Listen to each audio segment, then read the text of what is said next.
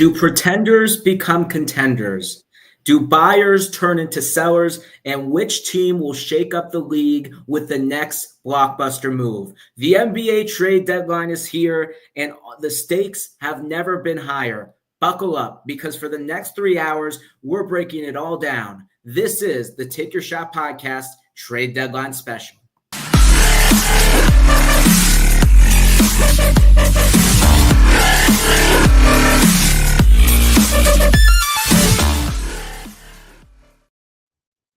Welcome to the Take Your Shot Podcast on this very special day and this very special episode. Of course, as always, I'm your wonderful host, Joshua Gitman, and we are excited to have you on for the Trade Deadline Special. And this trade deadline has been so crazy. I brought a friend, my good friend, Jack. He's been on before. Welcome back to the show, Jack. And are you ready for 3 hours of trade deadline action? It's been already a week of trade deadline madness. Just 4 straight days of trades, deals, blockbusters, and now we head into our prime 1 o'clock Eastern time coming around. Those Western GMs, just getting finished up with their breakfast, done eating their pancakes. They're ready to make some moves. I know one thing. I'm hungry for some more trades. And that trade deadline is at 3 o'clock Eastern, 1 hour and 50 minutes and counting until the NBA trade deadline expires. And we had a lot going on. Jimmy Butler to the Warriors, Luka Doncic to the Lakers, and a shocker, Zach LaVine and De'Aaron Fox in a 3-team deal. So much action. This might have been the craziest trade deadline ever. And without further ado, let's get right into it. And let's start with the trade that happened last night, the Jimmy Butler trade, as Butler goes to the Golden State Warriors in a 4-team deal. The Golden State Warriors, the full trade details. They get Jimmy Butler. The Miami Heat get Andrew Wiggins, PJ Tucker, Kyle Anderson, and a protected first. PJ Tucker was later traded, but we'll talk about that in a couple of minutes. The Utah Jazz get Dennis Schroeder. The Detroit Pistons get Josh Richardson, Lindy Waiters, and that is the full trade. The Warriors give up Andrew Wiggins, Dennis Schroeder, Lindy Waiters, and Kyle Anderson, a protected first to get Jimmy Butler to the Bay. Jack, your initial thoughts on this blockbuster deal last night? Well, obviously, everyone's mind's first going to go to, new big three in Golden State, Steph, Dre, and Jimmy. That's obviously going to be can't miss TV, but sneaky Miami won this trade. I mean, they had a disgruntled Jimmy Butler, hasn't played since mid-January. There was suspensions. There was animosity in the locker room. There was practices where teammates felt unsafe, and they get back a pick.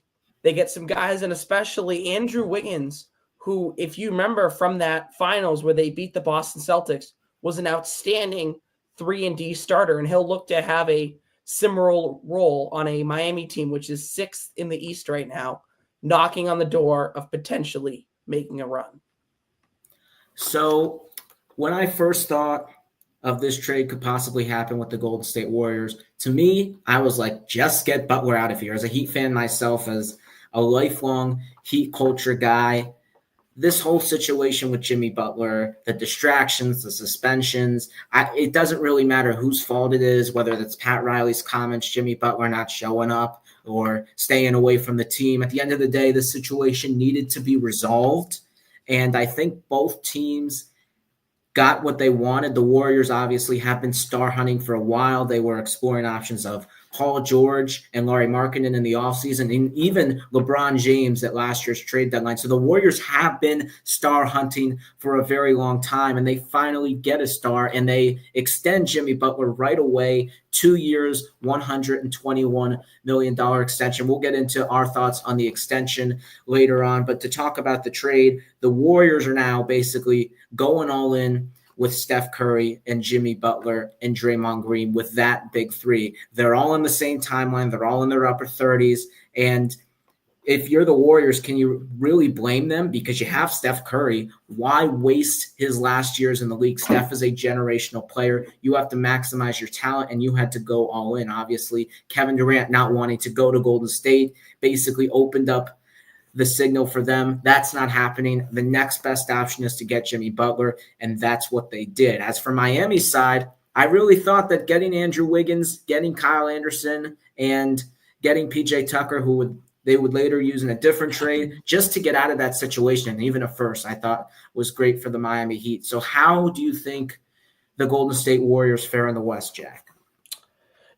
Right now they're not obviously sitting great at 11th, but they've got three highly skilled players. Draymond Green, probably one of the best, or some would consider, especially Dubs fans, the best in the business at defending.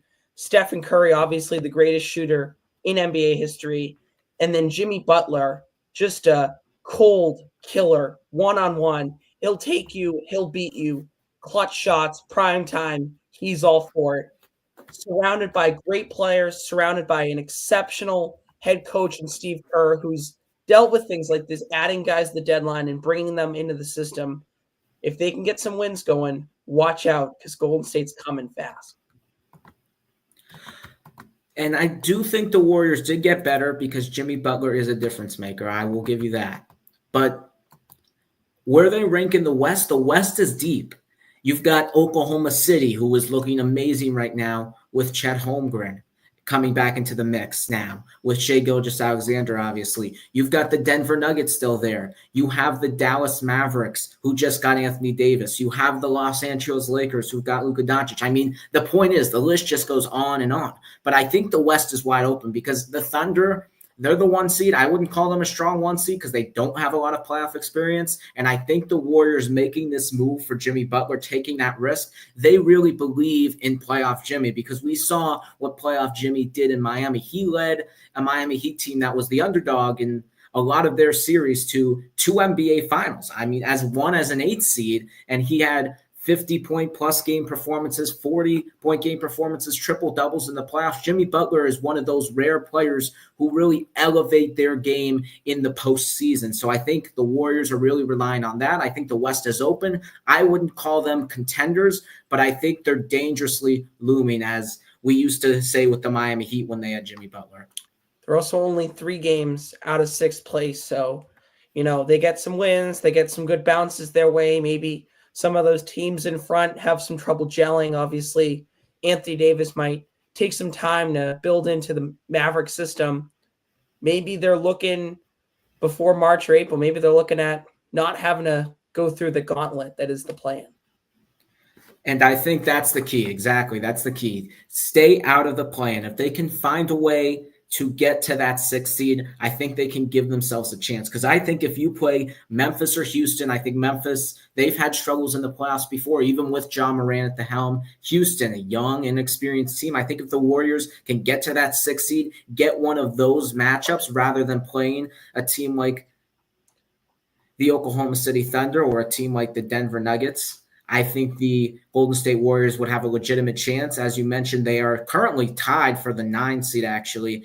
Like 8 through 11 are only half a game in between each other. They're 3 games out. I think the Clippers, I don't know if they'll take a dip, but the Clippers' schedule is definitely getting tougher. So we'll see if they take a dip. And I think the Warriors are obviously going to win more games.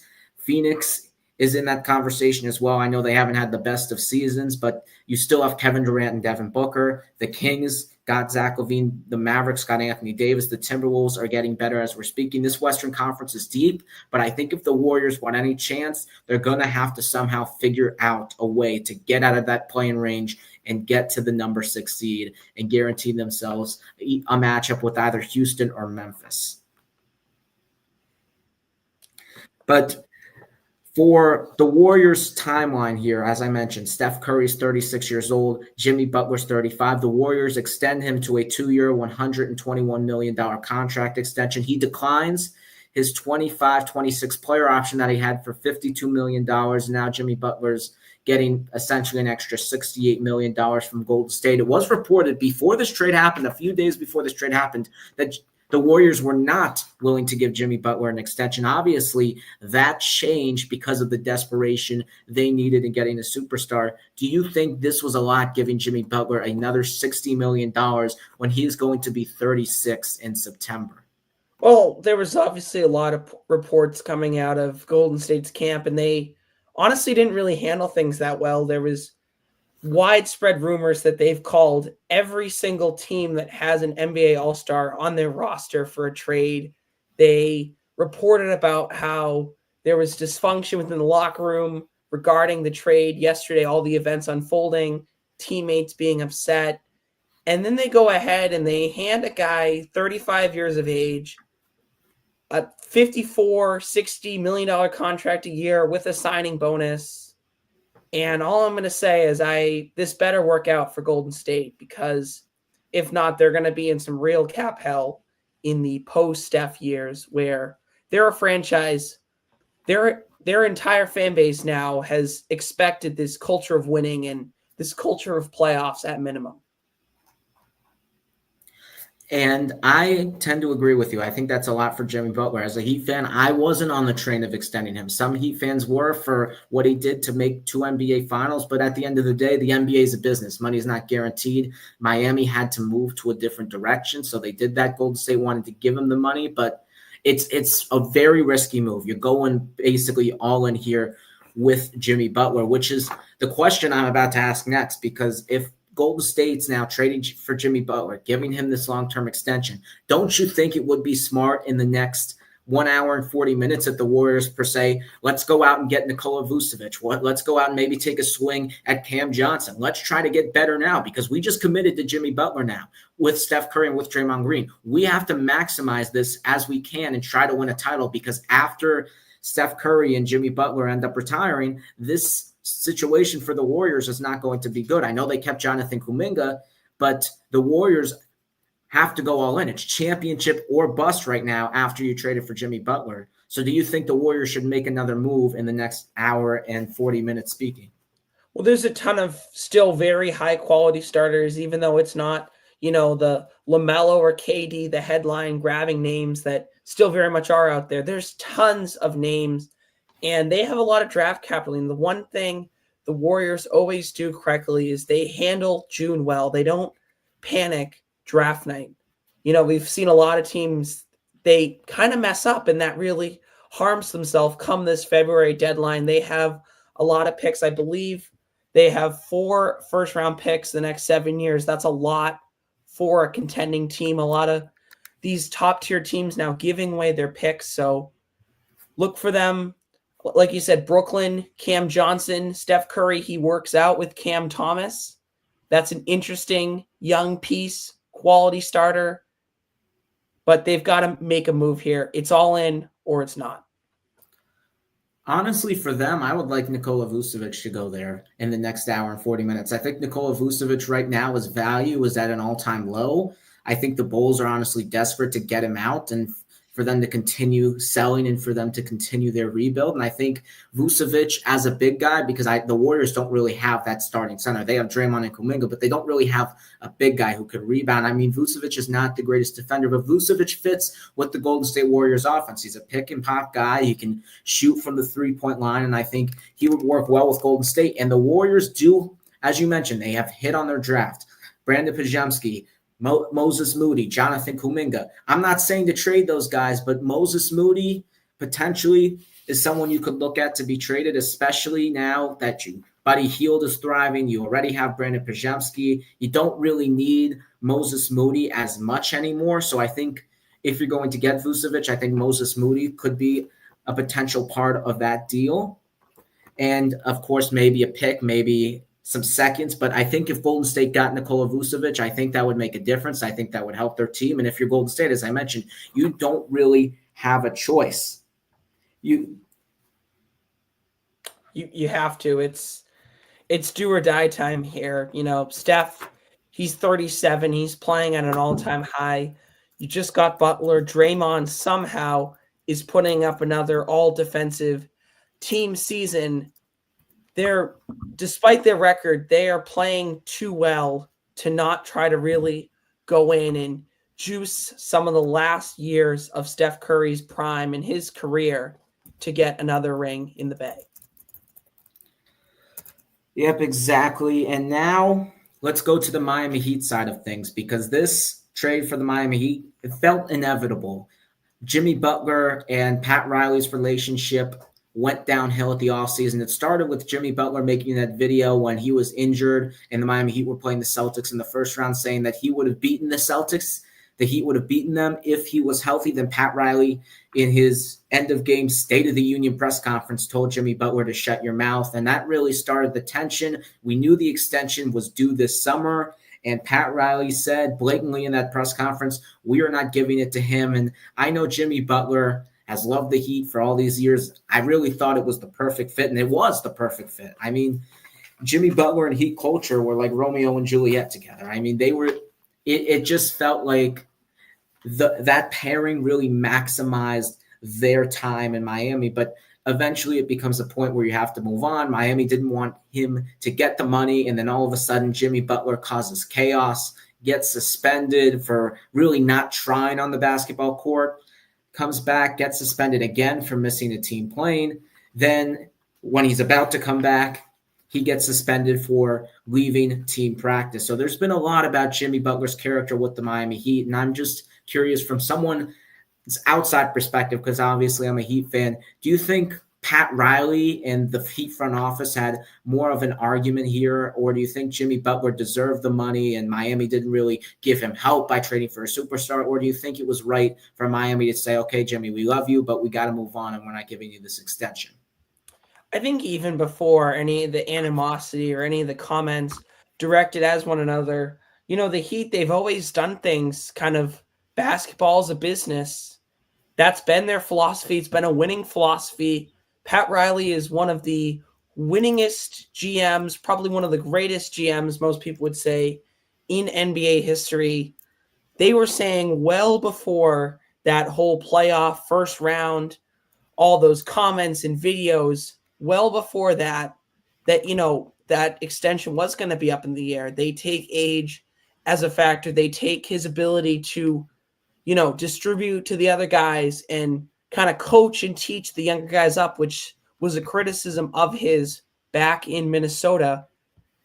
And they get really, like I said before, they get a haul for him. They get Andrew Wiggins, and then they get Davion Off-Night Mitchell, known for his scrappy defending, fits perfectly into Heat culture.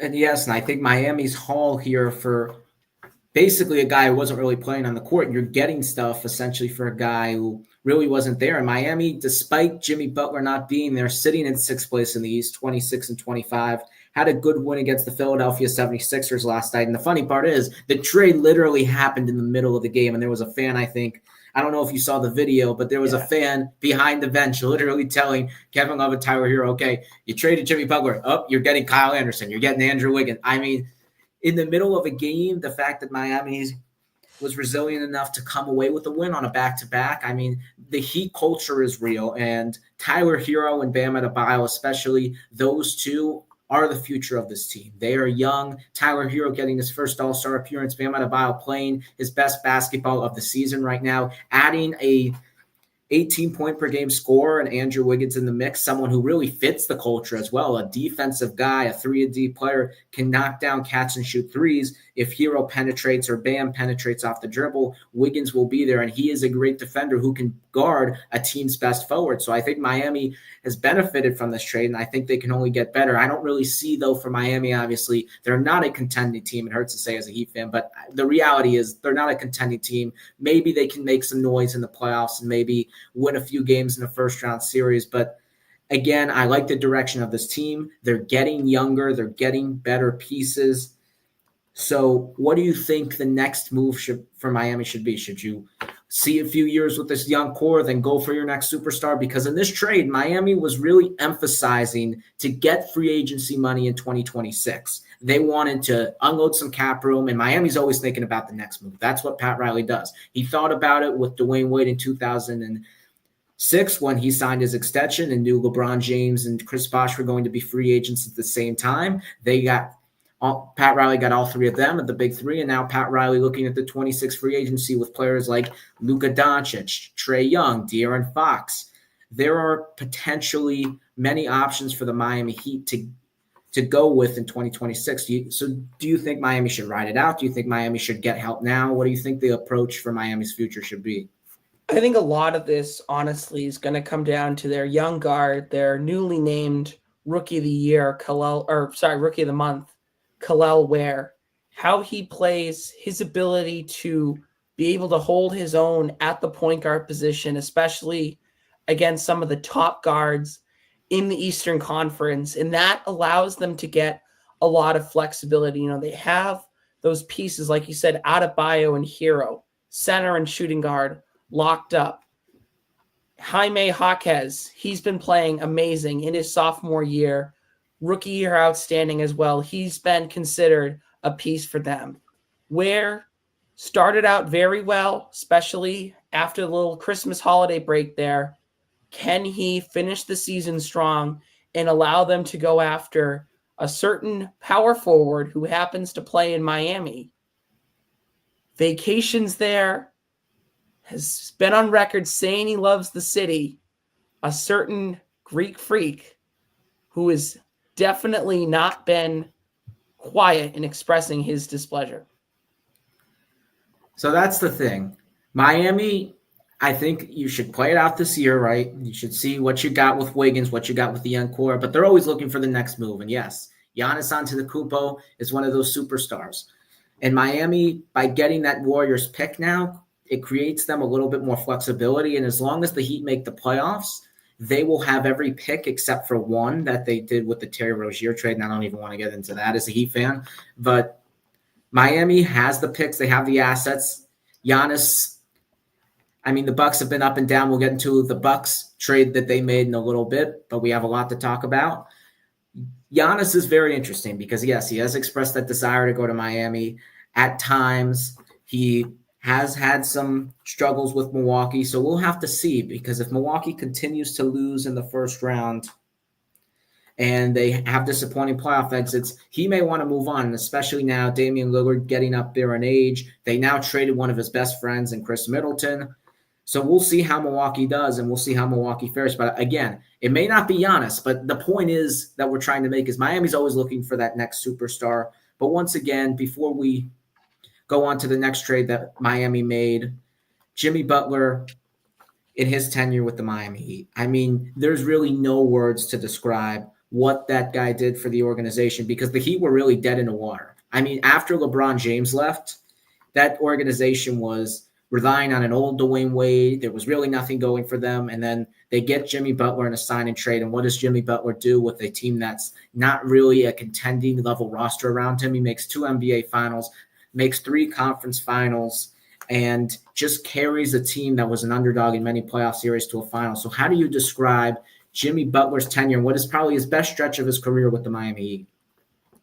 I mean, like you just said, he was the franchise for 4 years. I mean, coming out of that crazy, wild, almost kind of similar to this trade deadline, that 2019 summer, all those trades, all those signings, all those moves, you know, Butler going to Miami was kind of fell under the radar compared to AD to the Lakers, Kawhi and Paul George to the Clippers, all the moves the Warriors made, the Nets, big 2 at the time. Who would have thought that would have became 3? Crazy times. But the Butler trade, that whole sign and trade really kind of didn't get any noise until the playoffs where Miami and Butler and that whole, like you said, kind of Heat culture with Spoelstra took out all those put together superstar teams. And I really hope, though, because yes, there was tension at the end, but he does deserve his jersey in the rafters. And for what he has done for that organization, he might be a top 3 player of all time for that Heat franchise. That is how much he impacted that franchise, that team, that set of players. I mean, those undrafted players, the Gabe Vincents of the world, the Caleb Martins, the Max Struces, yes, they were good, but they got noticed in the playoffs because of one man, and that was Jimmy Butler. And I hope whatever happens, I hope Pat Riley and the Heat organization and Jimmy Butler will make up one day down the road and that he will get his jersey retired. And March 25th, the Golden State Warriors are going to Miami in what will be Jimmy Butler's return game to the Heat, probably a heavily expensive affair that I am trying to get my hands on, but I don't think it's going to happen. But I really want to go because it's like one of those interesting things because it's like John Calipari with Kentucky. I mean, he did so much for that franchise, but at the same time, the exit was ugly. So I hope the fans, I would clap for him. I hope that the Heat fans clap for him because he's done so much. But again, I wouldn't be surprised if there's boos because of what transpired. Yeah, and the one thing that comes with this whole trade deadline and all the moves and all the craziness, more of these really exciting return games and more of these kind of rivalry games that start to build. I'm sure we're going to talk about this, but Luke and the Lakers, they head to Boston to play the Celtics in March. There's countless other ones with all the moves. The Kings, they face Chicago in April. The NBA, they've had some trouble this year with ratings and TV numbers, ticket sales. This is really a way to pump things up. Get more jerseys off the shelves, get more ticket sales. This is how you promote the league. I know we're talking about a lot about the Miami Heat, but one more Miami Heat thing for you. As you briefly mentioned, Jack, that they did make another trade today. They traded for Davion Mitchell, and they gave up P.J. Tucker, who they acquired in that 14 deal with Jimmy Butler, a second-round pick in cash in order to get Davion Mitchell. Davion Mitchell, 26 years old, bounced around a little bit with the Sacramento Kings. Then he went to Toronto, and now he goes to Miami. And I think initial thoughts on this quick little trade for Davion Mitchell. He's a great fit. I mean, he's a pest on defense. He's the number 2 metrics rating perimeter defender in the league, and I think he'll fit right in coming off the bench for the Heat, averaging around 6.5 points per game, and he's just another option for the Miami Heat. So how do you feel about this overall, this Miami Heat trade deadline? Not only getting Andrew Wiggins, but now getting a defender, someone who can really help Miami come postseason time in Davion Mitchell. Well, I fell in love with Mitchell as a player from his days on Baylor when he helped Baylor, win the national championship during that COVID year, helped me cash my March Madness bracket. So shout out to him. And he is a unreal defender, nicknamed Off Night, just because how many superstars he's able to shut down. Did it in college, translates to the pros. And now this is a guy where you've got a big 3 on the Warriors or a KD on the Suns. Him, even as his guard position, he will go and shut down any height, any skill set, any position, and he'll be able to give you that confidence to play him in big moments. Oh yeah, and I think Davion Mitchell. Yes, we'll get to it in a second. Don't worry. It's not as big as a trade as we thought, but yes, there has been a trade. We'll talk about it in a second. Yusuf Nurkic has just been traded. We will talk about it in 5 seconds as we get done with this. Davion Mitchell, he will be a restricted free agent this offseason. So maybe the Raptors traded him because they didn't want to pay him. But P.J. Tucker, he hasn't really played a lot. He's on an expiring deal, and he should probably retire. I love P.J. Tucker. It was great with the Miami Heat, but I think it's time for him to probably retire. But I like Miami's trade deadline for what Jimmy Butler provided for the Heat this year, which was nothing. Getting back Wiggins, Davion Mitchell, and Kyle Anderson was a suitable trade deadline for the Miami Heat. But moving on, as I said, breaking news reported by Shams Charania, the Phoenix Suns are trading Yusuf Nurkic and a first-round pick to the Charlotte Hornets for Cody Martin, Vlase Micic, and a second-round pick. The Suns and Hornets have already made a deal prior to this. The Suns getting Nick Richards from the Charlotte Hornets, and now the Suns and Hornets are doing it once again as the Suns get off the Yusuf Nurkic contract, attach a first-round pick, and add some depth in Cody Martin and Vlase Micic. So how do you feel about the Suns moving on from Yusuf Nurkic? They have to give up a first-round pick, one of the 3 they got from that Utah deal, but they got off that big contract, and it gives the Suns just a little bit more flexibility. They're still in the second apron because that's how much deep they are into the luxury tax, but it still gives them a little bit more flexibility here. Smart move for the Suns? 100%. I mean, you have to – some of these contracts are just terrible, but when you get a chance to offload them, you definitely should do it. And I'm getting more news right now from Shams. Multiple teams, aggressive calls to the Suns on Kevin Durant. Quote from Shams on their little ESPN show, second, obviously, to the Take Your Shot podcast. Suns wheeling and dealing here in the final hours of our deadline. So yes, the Suns are being very aggressive right now. They've already made 2 trades. Kevin Durant could be on the move right here, but for this move specifically, let's not get too carried away in the Kevin Durant one right now. But yes, it could come. Maybe we'll see. I don't know if a team will take that shot. No pun intended. But Yusuf Nurkic, big contract, 18 million this year, 19 million next year, unrestricted free agent. The Hornets trading some of their centers and Nick Richards to the Suns and Mark Williams last night to the Lakers, and we'll get into that trade as well. We'll get into all the trades here on the trade deadline special. But it is a good move for the Suns. I mean, you have to attach a first-round pick. You got to do what you got to do.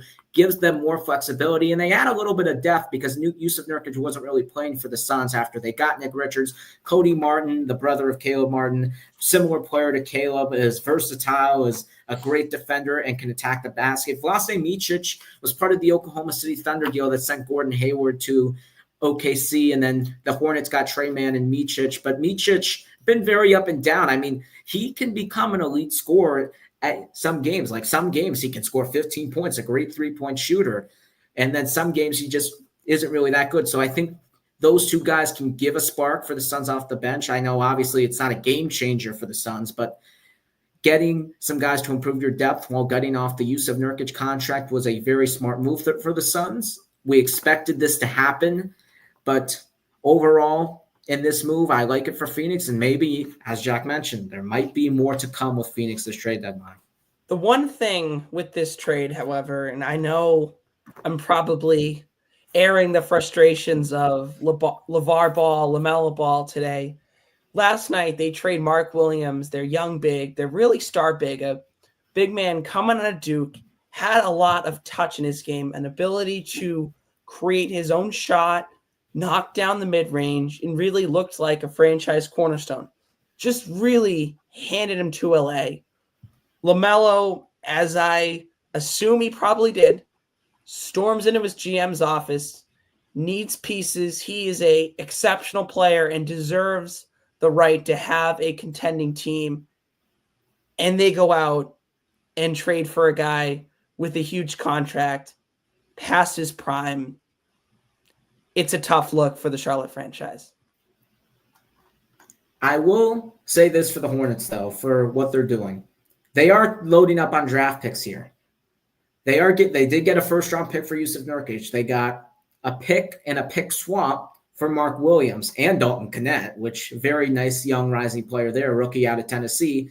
They got a first-round pick in the P.J. Washington deal. They got a first-round pick in the Terry Rozier deal. So Charlotte is adding up some draft assets here. So it's going to be a long process, but I think Charlotte, just like what Oklahoma City did in the past, what Utah's doing right now, what other teams are trying to copy, loading up on draft capital. And if, yes, Yusuf Nurkic, you don't really want him. But again, Charlotte is really stacking up draft picks here, and they are going into full rebuild mode. So the question is, in the offseason, could you explore the possibility of trading LaMelo Ball? Because to me, I'm not a huge fan of LaMelo Ball. I mean, he's a good player and all, but I think his play style, being the number one guy, it's just not a track. It's fun basketball, but winning basketball, I don't think so. I don't think LaMelo Ball is going to be the answer for the Charlotte Hornets. I think he would be better off if he learned on a more experienced team with veterans and learned how to win the right way. So if Charlotte could explore that in the offseason, do you think you would like that for LaMelo Ball to go to a different team and Charlotte to just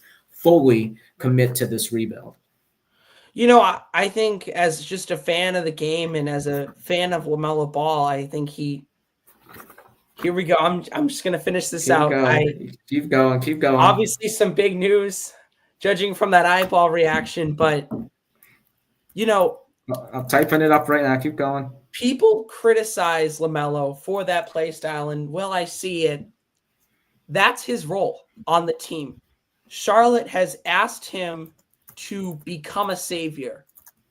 So if people are going to criticize him for taking all those shots, making all those passes that, might not be great, that's what they're asking him to do. They're asking him to try to drop 40 and 12 a night. And when he does it, they win.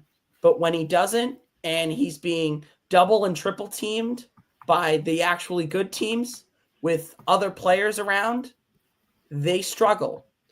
So I don't want to have Hornets criticism collide with LaMelo criticism because it's just not fair to a should have been all-star player.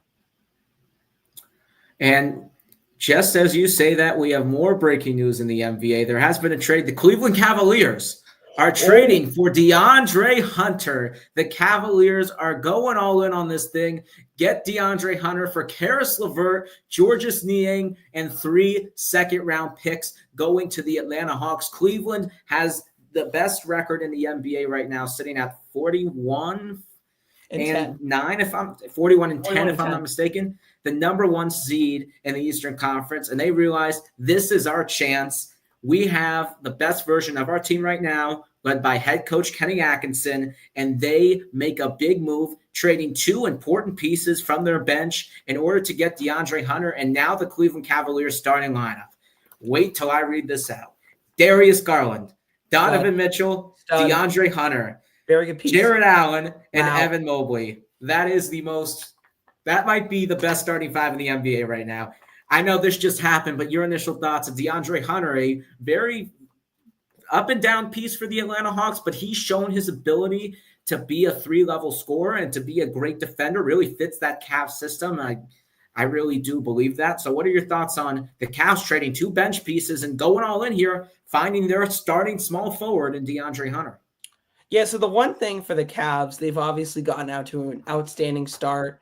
Mitchell and Garland and all their pieces have been playing fantastic, but coming out of that 3-day holiday break, their defense has not been the same. They've been allowing, I've been seeing 120s, 130s to really mediocre offenses. So what do? They go out and get a 6'8", 2-way forward to really solidify it.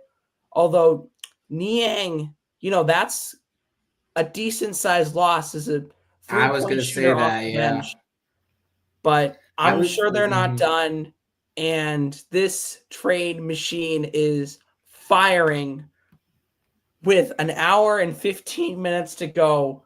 We are back 2 trades in 10 minutes. Here we go. So DeAndre Hunter has actually had a quite underrated season with the Atlanta Hawks. He's averaged 19 points a game, and the Cavs are just getting another scorer and another defender to the mix. He had 22 last night against San Antonio in the loss, but Hunter, a very 3-and-D player. He can be streaky. He is shooting 40% from the 3-point range. Not really a great field goal percentage at 45%, but a 40% 3-point shooter. He was the former number 3 overall pick. He's 27. He's young. He fits with that Cavs timeline, fits the Cavs system. I really like it. But, Jack, what I like that you mentioned was the Georges Niang part. To me, that hurts a little bit. If I was the Cavs, I'd probably rather have given up Isaac Okoro rather than Georges Niang, because I think the shooting that he has provided off the bench, especially before Max Strus came back into the lineup, has been dynamic and has been a game changer for the Cavaliers off the bench. And I think one big thing about the Cavaliers that not a lot of people have talked about in their all of a sudden emergence to the top team in the league is that bench. I mean, Ty Jerome has had a career season. Nobody really knew who Ty Jerome was, now averaging 10 points per game as the Cavaliers' backup point guard. Georges Niang doing great things as well. Even a guy like Tristan Thompson off the bench, Dean Wade. The Cavaliers have been very solid top to bottom. And yes, this trade, we knew you had to give up Karis LeVert. Karis LeVert really been up and down, had a lot of injuries. It's expected. The Georges Niang part hurts a little bit. But at the end of the day, if you're the Cleveland Cavaliers, you did what you had to do. You went all in with DeAndre Hunter. And the Cavaliers now looking like a team that can really compete with the Boston Celtics. So right now, Jack, after this trade, you still got Boston as your favorite in the East, or do you think the Cavaliers now with this trade has jumped them? I've watched the Celtics the last month, and I've really honestly been disgusted. Cleveland's defense, I just kind of talked about that a little bit. I think this trade at least helps clear that up. But this is honestly, to me, a 4-horse race. Cleveland, Boston, New York, Indy. All 4 of those teams definitely have their strengths, but they each have one Achilles heel, which, if attacked the right way in the playoffs, they could go down to anyone. This is what has made this trade deadline so fascinating. Every team, both conferences really feel like they have a shot, and with one move, one piece, they could be right in the ballgame. And I still believe, though, I tend to disagree with that one. I still think Boston, to me personally, still the favorites. I know the Missoula Ball thing they really do live and die by the three, the Boston Celtics, but I think at the end of the day, that team in the playoffs, you can't really deny it. I mean, I'm not the biggest Jason Tatum fan, but I watched their game against the Philadelphia 76ers the other night, and the way that he pushed that team to come back from 26. I think he has definitely something to prove, especially coming off that Olympics run where he didn't play. I think even though the Celtics won a championship, I think there's something inside of him like, I should have been finals MVP. I'm the best player of this team, and I'm the leader of this team. So I think Jason Tatum's coming. And I think in the playoffs, he will be better. And in a 7-game series, I still have to pick the Boston Celtics. And I think it was reflected in that loss the other night. The Cavaliers lost to the Celtics the other night. It's still going to be really tough to beat them, even though I do think they're a little bit more vulnerable. I would have said probably Cleveland, but I think Peyton Pritchard really having a career year has helped the Celtics a little bit from their woes, from their championship hangover. Maybe the Celtics try to get one more piece. I know they made a small deal to the other day, trading Jaden Springer, a tiny deal that could have a lot of implications because now they save $20 million in luxury tax, and potentially they could maybe get someone in the buyout market to help them defend their title. So I think there's a lot of implications there, but I still am going to roll with the Celtics. But for Cleveland, I like this trade, and I think the Eastern Conference is very tight. I do think Milwaukee could be added to that conversation, though. I still think Indy and Milwaukee are still in the fold. Obviously, New York's really that second tier, Cleveland, Boston, tier 1, tier A. But those 5 teams to me are the teams that can really compete in the Eastern Conference. The one thing to watch, especially with Cleveland, Mobley and Jared Allen, 2 very experienced and very strong defensive bigs, are going to do a great job of beating Boston in the paint. Porzingis, he's had some health issues. Horford, he's really started to show that age, especially this year. That's one real mismatch Cleveland has going for them. Yep, and I agree. I mean, Boston's getting older. I mean, there's always going to be conversations with them because they have to pay everybody. And eventually, at some point, when your team's that good and everybody wants the money, you can't afford it. But I think Cleveland's coming.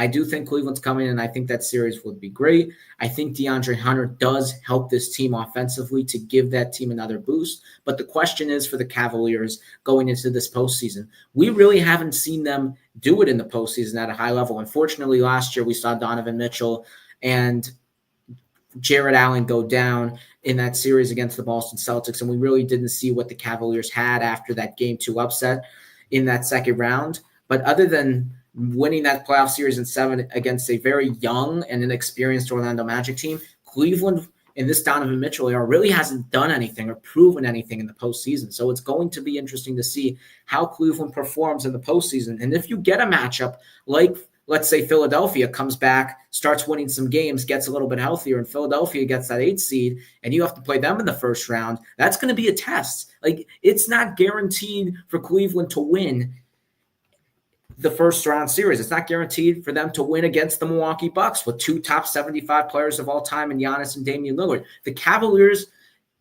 despite all their success in the regular season, it's great. They're doing great in the regular season, but at the end of the day, they have to prove it when it matters the most in the postseason. I think this is going to help, and I think Cleveland making a move when their team is at their best and really going all in here, trading 2 bench pieces for a near 20-point per game score, and DeAndre Hunter is going to help their team a lot.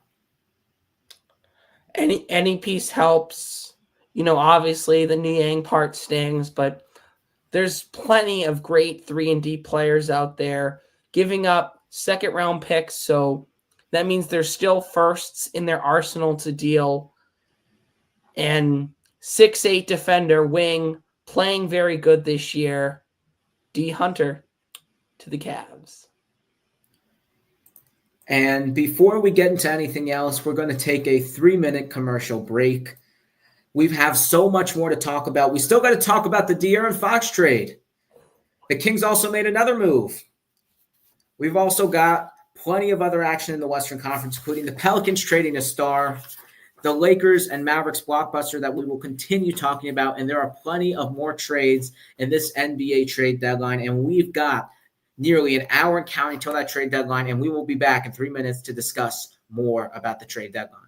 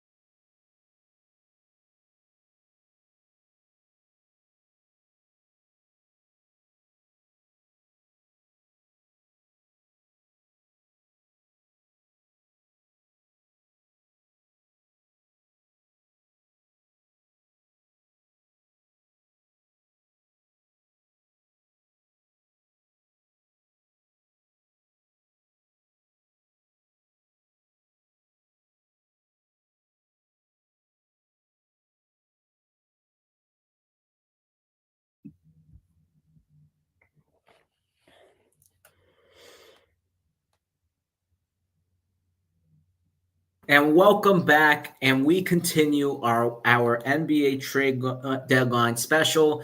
We have nearly an hour and counting to the 2025 NBA trade deadline. And we've got way more trades to discuss. And let's start with another blockbuster that happened in the NBA, a three-way trade. De'Aaron Fox goes to the San Antonio Spurs and Zach LaVine goes to the Sacramento Kings. The full trade, the San Antonio Spurs get De'Aaron Fox and Jordan McLaughlin. The Sacramento Kings get Zach LaVine, 3 first-round picks, 3 and 3 second-round picks. And the Chicago Bulls get Zach Collins, Trey Jones, Kevin Huerter, and their own 2025 first back, even though it was only a protected, so they were going to get the pick anyway.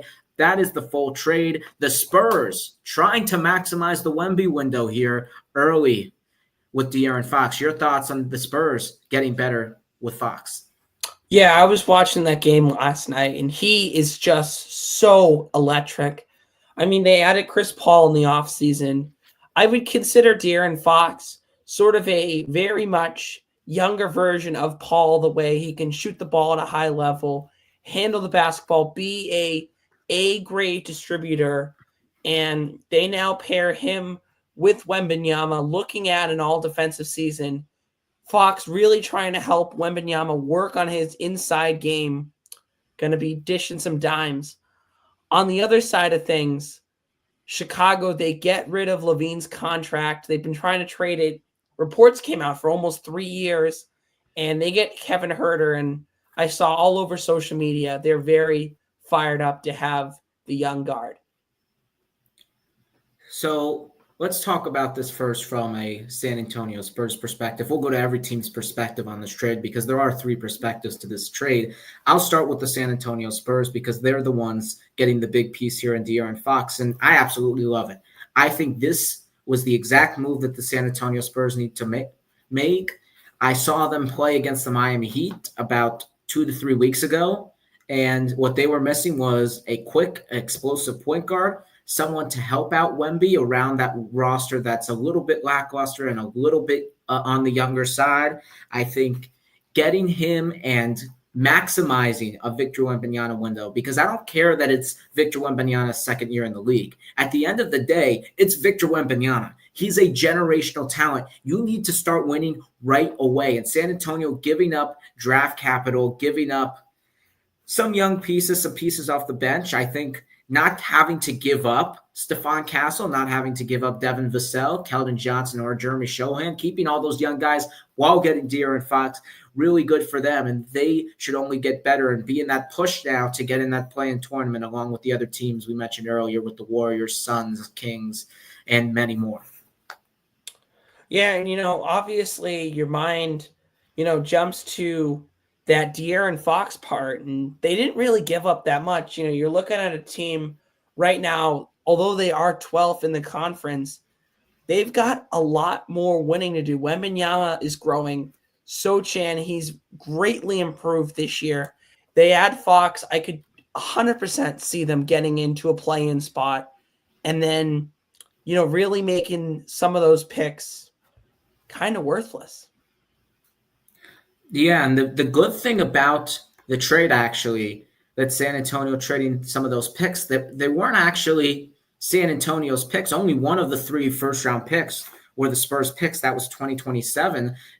They traded a 2025 pick from the Charlotte Hornets. That was a protected first, so Charlotte's going to get that. And then they traded the 2031 Minnesota first that they got from trading Rob Dillingham. And at first, I thought trading Rob Dillingham for a first-round pick, I mean, why would you do that? Well, you did it because you got a much better point guard and your point guard of the future to pair with Victor Wembanyama here in De'Aaron Fox. So they didn't really give up a lot of their own draft capital. And as I mentioned, didn't give up any of the younger pieces either. I expect the Spurs to not be done. I'm not saying this trade deadline. They're probably done for this trade deadline, but in the offseason, in years following, there's going to be more moves that are going to need to be made because you need to build a contender around Victor Wembanyama for as much as you have him. Because again, Victor Wembanyama, his height is not making him durable. Like, he's not going to be in the league until he's 40. It's going to be a thing where Wembanyama is going to be in the league for probably more on the 12 to 15-year side than I would say the 20-year side, in my opinion. So the Spurs have to go and maximize that, and it's a good start getting De'Aaron Fox. And as you mentioned, we saw him play against the Hawks last night in the San Antonio Spurs debut. Obviously, it takes time for a star to get adjusted to a new team, a new system there as Mitch Johnson's San Antonio Spurs, because Greg Popovich is still out with his concussion and stroke issues. So Mitch Johnson coaching the San Antonio Spurs right now, doing a good job there. The Spurs still have some climbing to do, though, still 2.5 games out of that play-in tournament, but I believe that they can do that and get back into the play-in tournament. Do you think the Spurs have a chance to get into the play-in tournament this season, or do you think because of how good the West is with all these trades, they're going to have to probably start contending and start making a playoff push next season?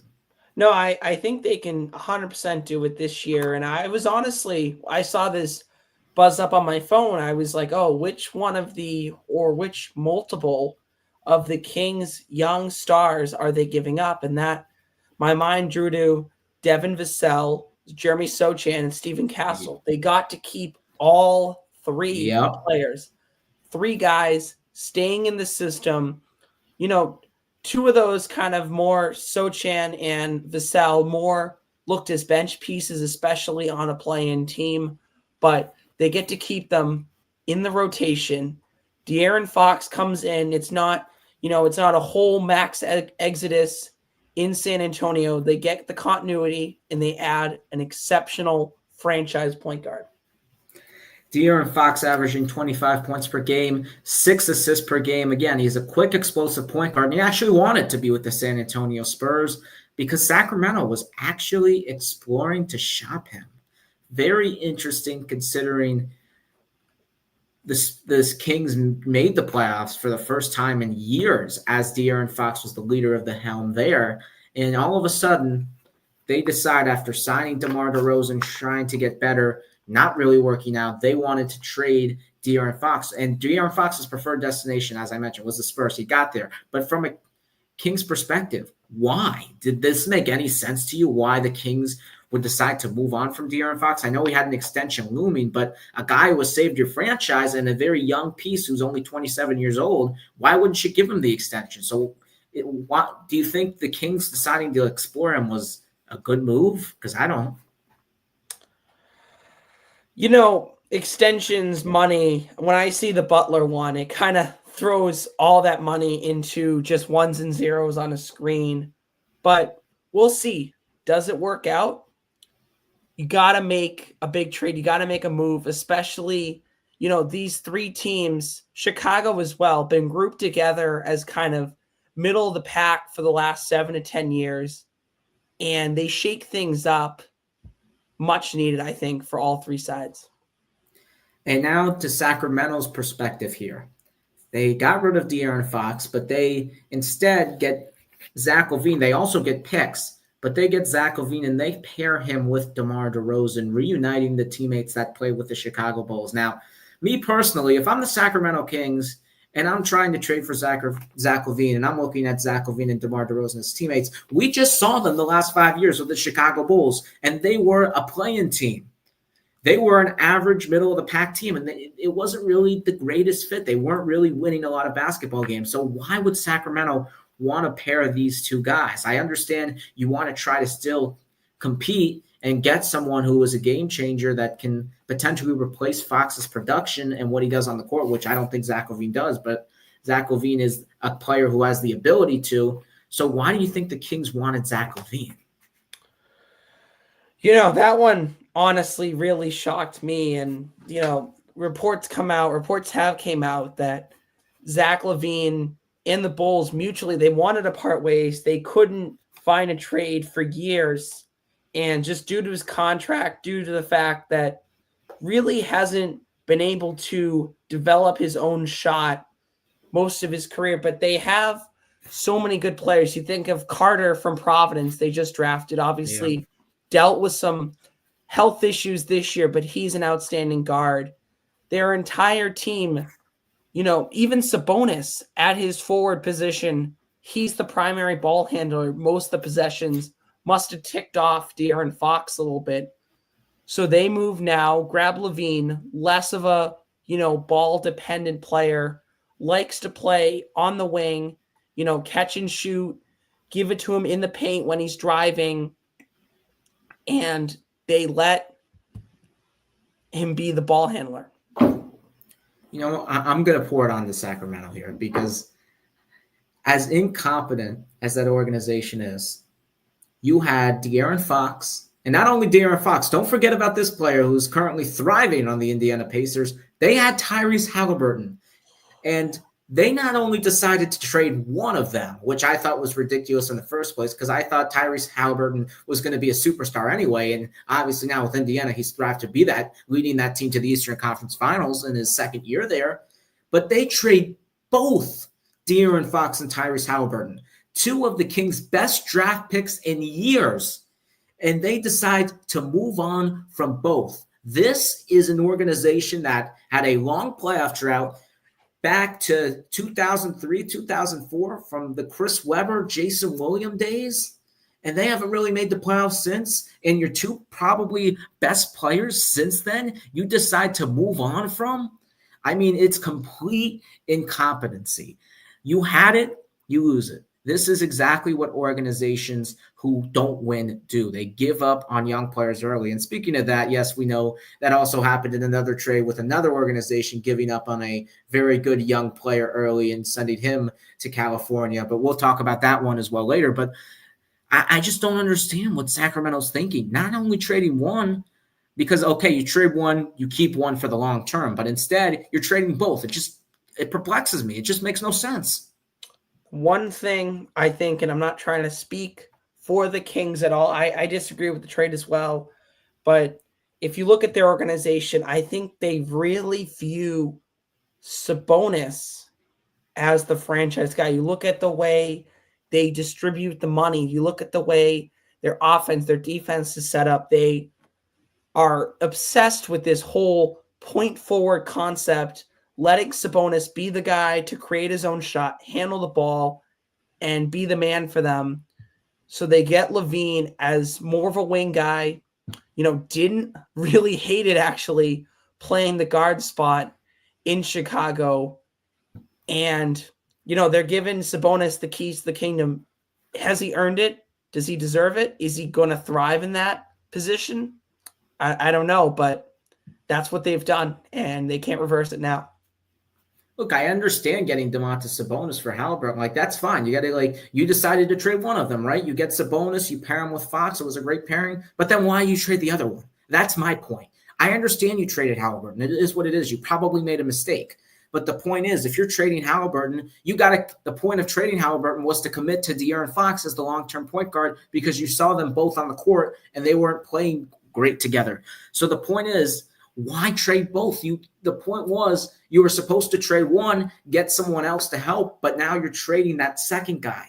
That's my point, and it doesn't really make any sense to me. And another thing that doesn't really make any sense to me is the Chicago Bulls' incompetency as well, because I'm going to pour it on the Chicago Bulls as well. I think the only team that won in this trade was the San Antonio Spurs, and I think the Spurs absolutely fleeced both organizations. I mean, you could give the Kings some grace because they did get 3 first-round picks. I'll give them some grace there. But the Chicago Bulls got absolutely fleeced. They got nobody. And when I mean nobody, I mean nobody. They got no intriguing pieces. Zach Collins, Trey Jones, and Kevin Huerter are guys that come off the bench. They got no young pieces for Zach LaVine. None at all. And so Zach LaVine's having a career year. You didn't get a Devin Vassell getting rerouted to Chicago. You didn't even get a Keldon Johnson or a Jeremy Shohan. You got pieces off the bench. If you're Chicago, all you got for Zach LaVine, DeMar DeRozan, and Alex Caruso was Josh Giddey and a bunch of bench players. For those 3 guys, all you got was Josh Giddey and a bunch of bench players. That is embarrassing if you're the Chicago Bulls. Well, and I think the one thing there you're forgetting is they did get back their first-round pick, and this really makes it clear they are not trying to win basketball games. The goal this year is going to be to finish out developing Matas Buzelis or see if he can develop into a big-time superstar guard and try to get as low as you possibly can in the lottery to try to look at a Flag or an Ace Bailey or a Dylan Harper, any of those guys who are really positionless. This is a unprecedented draft class. There is 7 or 8 guys still that could be put in that top 3 conversation. They get their own first round pick back. And even as much as I hate to say it as a basketball fan and someone who wants to promote, obviously, competition and trying to win with the Bulls as a current play-in team, this is a move for their future, not for making a meaningless playing game as a 10 seed. I understand that. I completely understand what you're trying to say. But the point is, you could still do that while getting a Devin Vassell or getting a Keldon Johnson. Just get one of the young guys to help you out.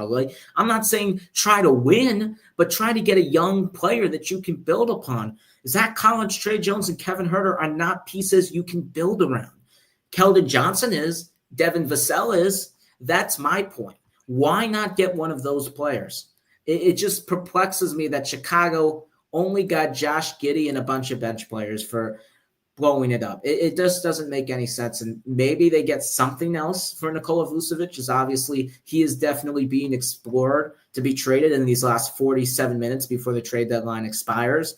But like for Chicago blowing it up, we thought they were going to get all these first round picks. We thought they were going to get all these young players. Instead, they don't get any of that. And the best they did was get a pick back that they were already going to have, because that pick was a protected pick. So Chicago was going to miss the playoffs anyway, and they were going to get the pick anyway. But now it's just unprotected. So in some miracle that they would have made the playoffs, they wouldn't have gotten the pick. But now, no matter what happens, they're going to get the pick regardless. They would have gotten it, but it just like I'm just like shocked.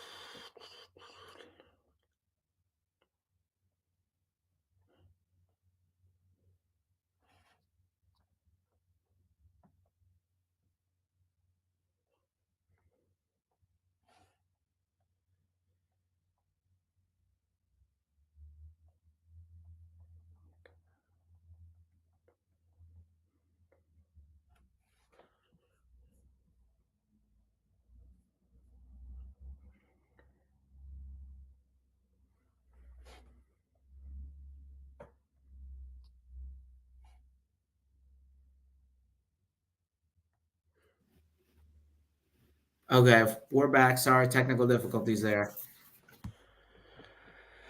Maybe we need to acquire some new Wi-Fi here. As much as moving pieces has been this week. Yeah, dude, we got to get a trade for that 5G, man. I mean, you could, I'll give up. I'll throw it all in. I'll give up every first. I'll give up the pick swaps. I mean, I'll even throw in my AirPod. Like, I'm throwing in all the assets. Like, I'm going all in for the good Wi-Fi.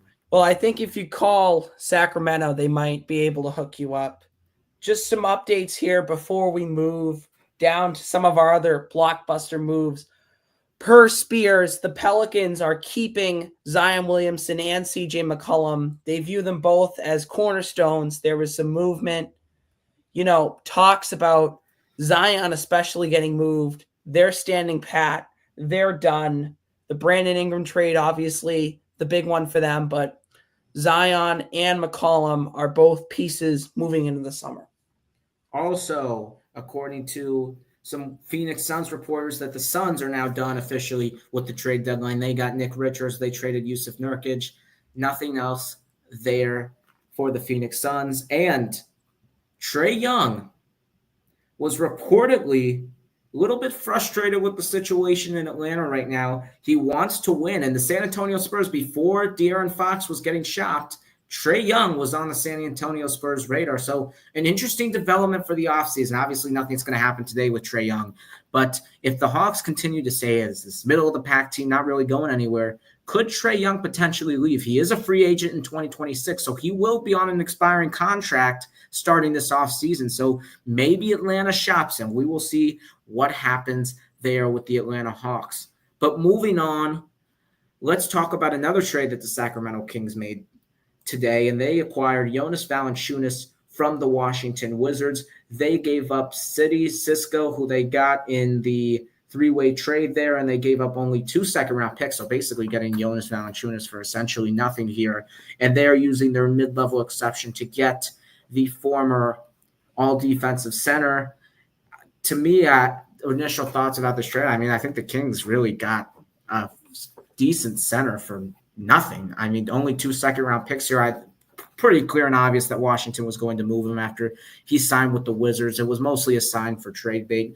Valanciunas, they were hoping the Wizards to get a first-round pick out of him, ultimately did not, and only got 2 seconds. But the Kings now get a backup center that they desperately needed, because personally, Alex Len, who was the backup center, just not really getting the job done for the Kings, and just not really a player that can really play basketball right now, and he's just not really doing that great of a job. So I think getting Valanciunas as a backup center, someone who can rebound the ball a little bit more for Sacramento, which is something that they don't do well, and provide some offensive spark from the forward position and the post.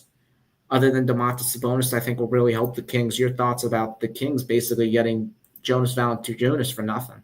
Well, obviously the Kings, they get an outstanding player. Valanciunas, everyone thinks first to his playoff run there with Memphis going up against Golden State, really holding his own for 3 consecutive rounds, although they did get bounced.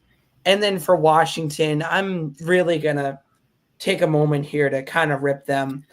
I went to a Wizards game this year, and they're the worst organization in the league. They're the cheapest organization in the league. They have the worst culture. They have the worst team, the worst players. It is an absolute mess in Chicago. The seats are empty. The city is so out of it when it comes to Wizards basketball. I wouldn't be surprised, honestly, if they ask for second-round picks because those rookies are cheaper. That is how bad things are right now in Washington. They need a total top-to-bottom rebuild, reset, and restructure. Well, first of all, I think they've been doing that top to bottom rebuild, restructure for, I don't know, 8 years now, and it hasn't gone anywhere. So I don't think that's really working. I think they got to do something because this whole rebuild, restructure process, and then you get someone like Russell Westbrook, oh, rebuild, restructure. Bradley Beal now leading the team, oh, rebuild, restructure. Let's get Jordan Poole. Okay, now we're going to rebuild, restructure again. I mean, how many times, if you're Washington, are you going to rebuild and restructure? I mean, at some point, go out and win some goddamn basketball games. Like, seriously here. Like, Washington is just a disgrace right now to the league. And there's another trade with the Wizards that we'll talk about in probably about half an hour here with Chris Middleton. But I like Washington. It just doesn't really make any sense to me what they're doing. What's the approach here? I understand trading Valanciunas because you do want Alex Sarr. Did you see something on your phone? Ooh, another trade. We'll get into that after this. It's not as big of a trade, but it is a trade. It is a trade. But I'm going to hand it off to you as I look at this trade and see what's going on here. But for the Sacramento Kings, how do you think the fit with Jonas Valanciunas is? It allows them to, if Valanciunas, if he's going to be a starting piece for them, which a lot of fans agree, I think that moves Sabonis now into that kind of power forward position where he was used to in Indiana. Gives them more flexibility, gives them more size up front.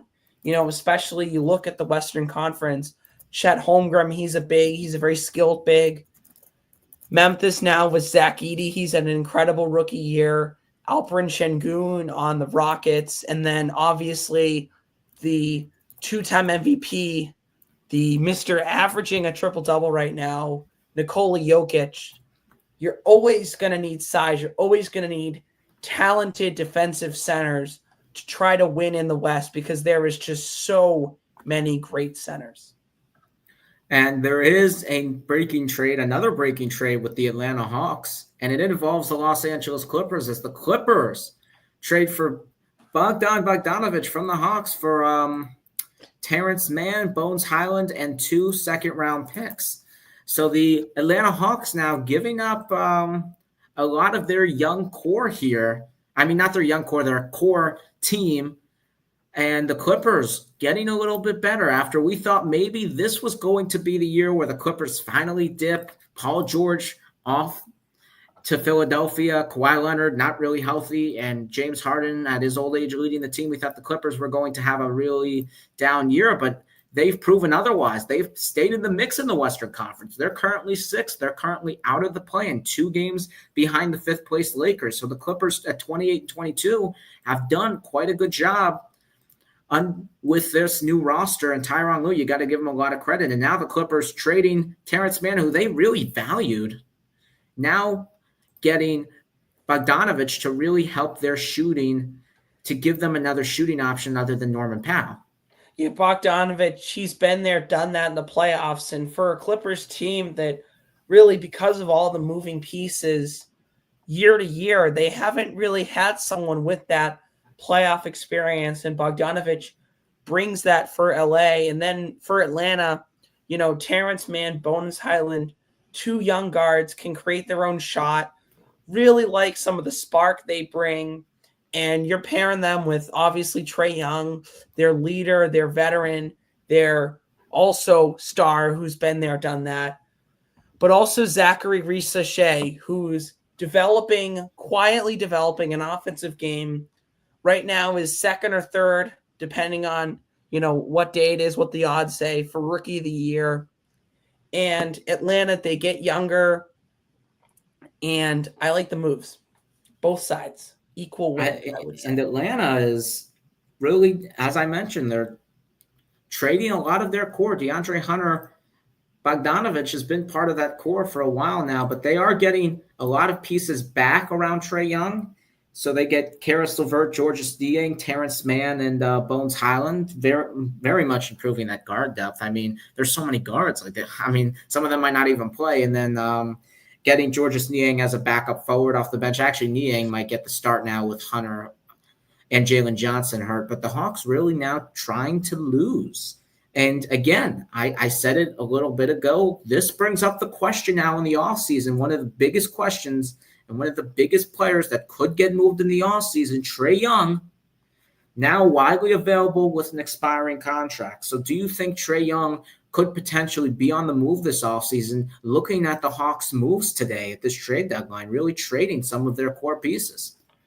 It honestly really depends on how that lottery shakes out, and if their plan to lose works out and they happen to once again fall into that number one slot with Cooper Flag, I think that changes things. If they get down to sort of that 4, 5, or 6 range, I think we start saying goodbye to Trae Young. This is a very talented guard class. The two Rutgers freshmen, Ace Bailey and Dylan Harper, outstanding, exceptional. Bailey actually drawing some comparisons to Trae Young. And then you look to Baylor with their player, VJ Edgecombe, seen as more of a guard forward, but also someone who could come in and kind of fill the shoes of a Trae Young. A lot depends on those ping pong balls for so many teams. I just think Atlanta right now, the 9th seed in the Eastern Conference, already up to 23 wins on the year. I mean, it's going to be really hard to scale this thing back, especially with, guys like Reese-Shea trying to win. I understand that. And yes, if they get Cooper Flag, that's a very good point, Jack, that I think things could change with that, because Cooper Flag to me is just way different from the rest. But if it's not Cooper Flag, I think you got to move on from Trae Young. Look, this Trae Young in Atlanta were really good fit. I mean, I think Trae Young, especially in these last few years, has been a very underrated player. I mean, his impact for that team is second to none. And he's in that 1 year in 2021 when they made the conference finals, Trae Young showed a lot as a number one player. I don't think he's the number one option on a championship team. Neither do you, or probably a lot of people. But I think as a number 2 or a number 3 on a championship contending team, I think Trae Young will thrive because he can provide that shooting. He can provide and be that primary ball handler for maybe a small forward that really works better off the ball and to set up lob threats with a really good big man. So I think Trae Young on a contending team will be better. And I think that's something that the Hawks could potentially explore this offseason. I think, again, based off these moves, I think the story coming out of the trade deadline, one of them is Trae Young. I mean, he could be on his way out. And Atlanta, yes, they do have 23 wins, but they have way more losses. They have 28 losses. They are sitting at 9th. And obviously Philadelphia, you never know if they could get healthy and they could come back into the mix. But they'll probably make the play-in this year, so I don't think they'll get the number 1 pick again. But Atlanta just really, like, when you're stuck in the middle, at some point you really got to choose, like, can we go and try to win and compete? Or should we step back and should we rebuild and build around a guy like Zachary Reese-Shea, the number 1 overall pick, build around a much younger forward, and Jalen Johnson, who, to me, if he wasn't injured personally, would have been my pick for most improved. And I think he was my pick for most improved in the preseason predictions that I made with you.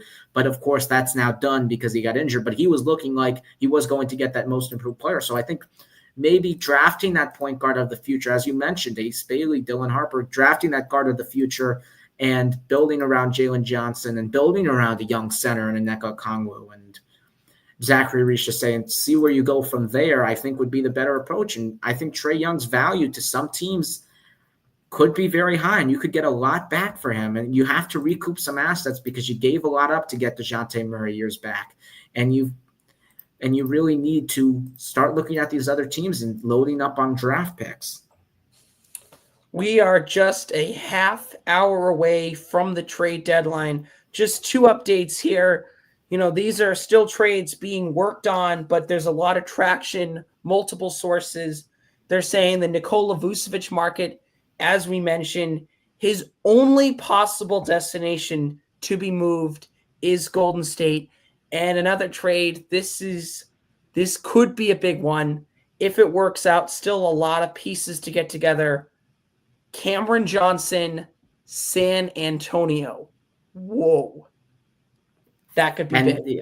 And this is what I'm talking about with the Spurs. Do it. Do it. Do it.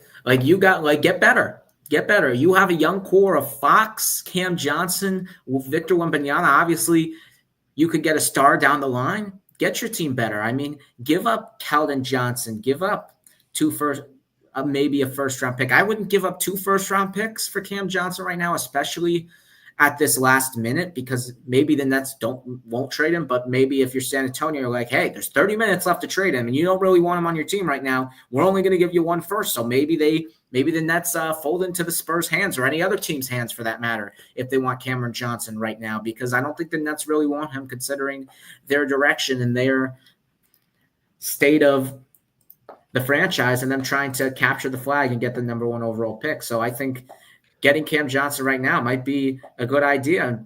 Maybe getting him for some good value. And this is going to be an interesting last 30 minutes because, yes, Cameron Johnson is still available on the board. You have some Jazz players like Colin Sexton, Jordan Clarkson, John Collins. Could they be traded? There's still a lot that could happen in 30 minutes. And obviously, just because the trade deadline ends at 3 o'clock, there could still be things that are reported after that trade deadline because, yes, the trades have to be submitted by 3, but the news might not come out until after 3 o'clock. So we'll be here with you, making sure we get every single trade going on. But one last word for the Los Angeles Clippers. I like that they're still trying to win. I think Bogdanovich is going to help their shooting off the bench. I think they've been lacking that since they've been forced to move Norman Powell into the starting lineup, even though shout out to Norman Powell, could have been an all-star this season.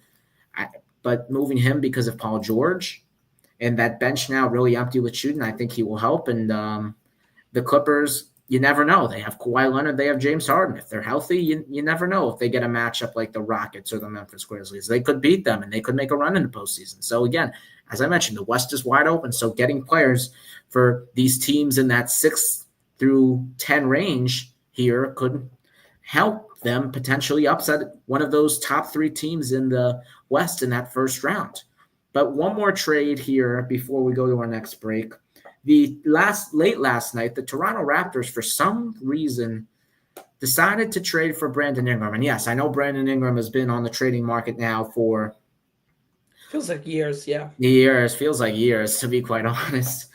The Toronto Raptors decide to go and get him, a very interesting destination considering the Raptors are 16-35 and 13th in a very weak Eastern Conference. So the trade is the Raptors got Brandon Ingram. The Pelicans get Bruce Brown, Kelly Olynyk, a 2025 first-round pick, and a 2025 second-round pick. I think that 25 first-round pick, if I'm not mistaken, is from the New York Knicks because obviously Toronto's not giving up their own pick. No. So I think that pick's from the New York Knicks from the OG Anunoby trade. I'm not 100% sure on that, but I'm pretty confident that that's the pick that they're getting here.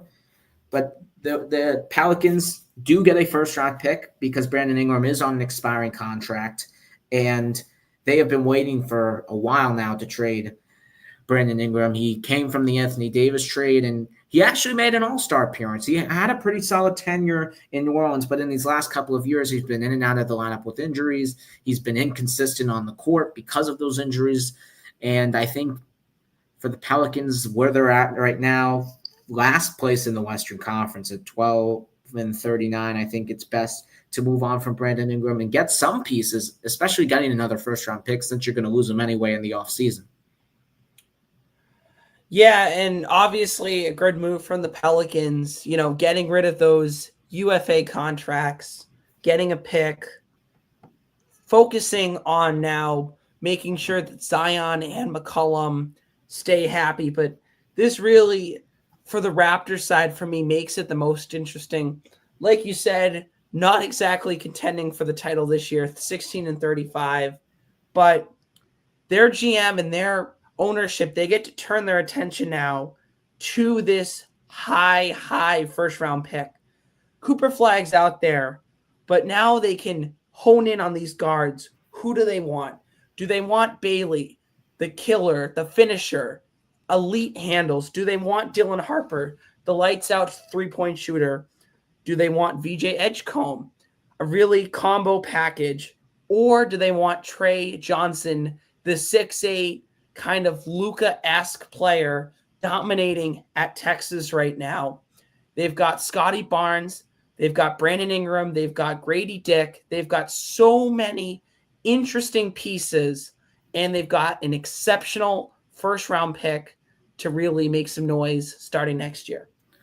Yeah, and I think the Bruce Brown deal. I mean, Bruce Brown is still stuck with Pelicans for 2 more years. I think New Orleans could still be on the phones trying to trade Bruce Brown right now to a contending team, because I think we saw what Bruce Brown did in Denver really was a huge part in their 2023 NBA title. Kelly Olynyk is really a filler, but he's a nice backup center for them to back up the rookie Uvis Messi, because they didn't really have a backup center for him, especially after Zion Williamson was down. And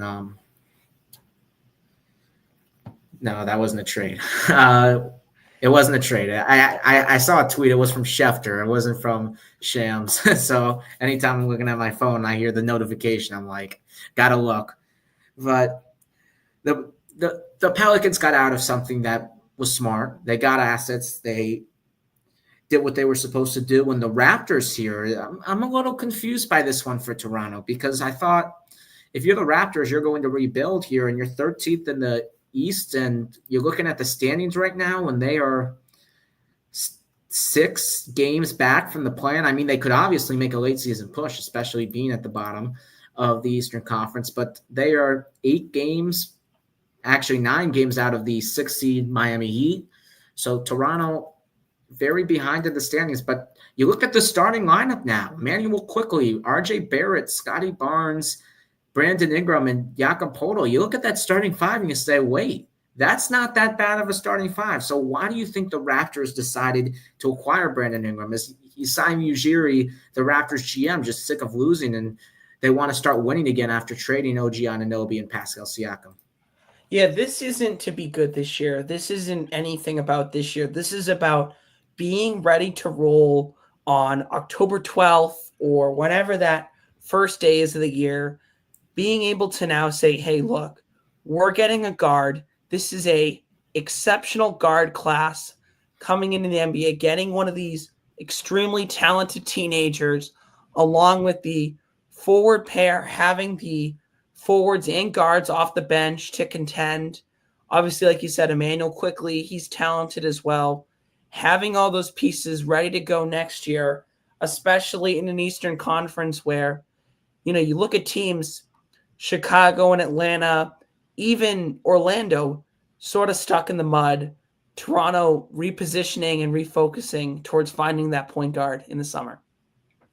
Yeah, and even if they did trade for Brandon Ingram right now, Brandon Ingram is on an expiring contract, as I mentioned. So if they don't want to bring him back, they don't have to bring him back, and they can have that money, the Bruce Brown money and the Kelly Olynyk money now off the books, and they can have a max slot, and maybe they can go out and get maybe a piece that fits more on that timeline. I mean, Brandon Ingram's still relatively young, but I don't know how his fit's going to be, because he really sometimes requires the ball in his hands. And I think Scotty Barnes being that primary go-to scorer, shout out Scotty Barnes, 5'6" resident of where I live. But Scotty Barnes is the primary guy for the Raptors. So I don't really see how Ingram fits in the mix there. And just giving up a first-round pick, to me, when you're rebuilding for a guy you may only have for how many games left in the season, 30 games, not really the move, in my opinion, for the Toronto Raptors.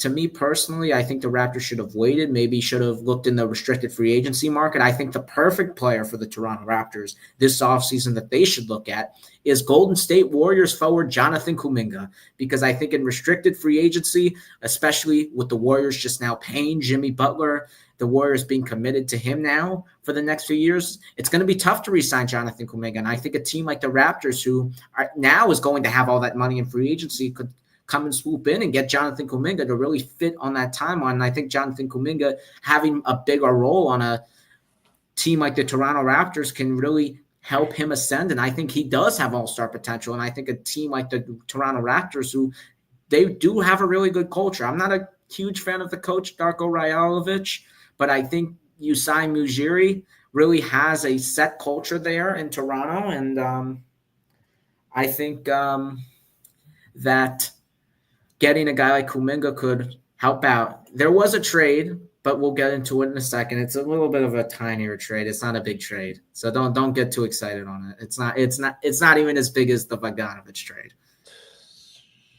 But any more things to add about this trade? Because to me, it's just really weird if you're the Raptors. But I guess for the expiring money, it makes sense, and maybe they make a plan push because they are only 6 games behind. And with the moves that Atlanta and Chicago have done, they're looking to lose. So you never know. Toronto could get in there, and they could.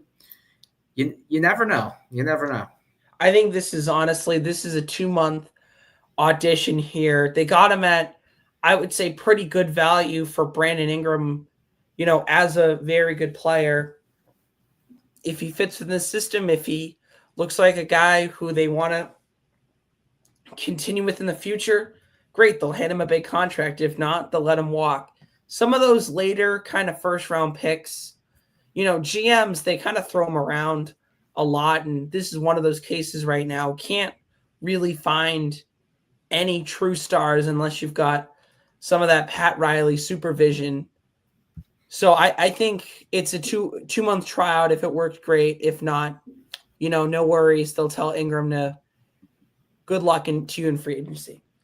That's a good point. That's definitely a good point there, because yes, he is on the expiring, as we mentioned, only 2 months here. There is a trade here. It's a little bit of a tiny one, so I'm just going to read it out. It's the Atlanta Hawks are trading Cody Zeller to the Rockets. I mean, it's a trade.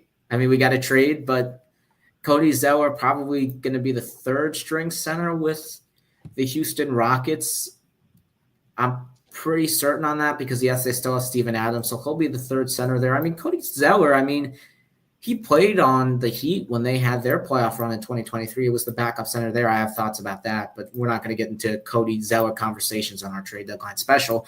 But Cody Zeller now probably behind Şengün and Steven Adams and fighting for Jack Landell for that third center position. But the Hawks, this is their third trade of the day here. They're really trading some of their older guys and some of their pieces to get some draft compensation and really go in a younger and more rebuild style and direction. So I think Atlanta, another trade for them, really showing you what their direction is there. But let's move on to a quick hitter here before we go to commercial break. It's another trade with the New Orleans Pelicans. It's a quick one here. We'll take 3 minutes to discuss. It is offloading Daniel Tice, who was the backup center before trading for Kelly Olynyk, and he goes to Oklahoma City. And for Oklahoma City, I actually like this deal for the Oklahoma City Thunder. I think Daniel Tice, he was actually a pretty decent piece on the Celtics in the bubble in 2020, and he was with the Clippers before signing with the Pelicans because he actually thought that the Pelicans was going to be a good and suitable piece. He's averaging 4 points per game this season, and he is now going into the mix as the backup center behind Chet Holmgren, behind Hartenstein, because they're starting Holmgren and Isaiah Hartenstein. So he becomes a center off the bench that the Thunder really need there. Yeah, he's a strong rim protector.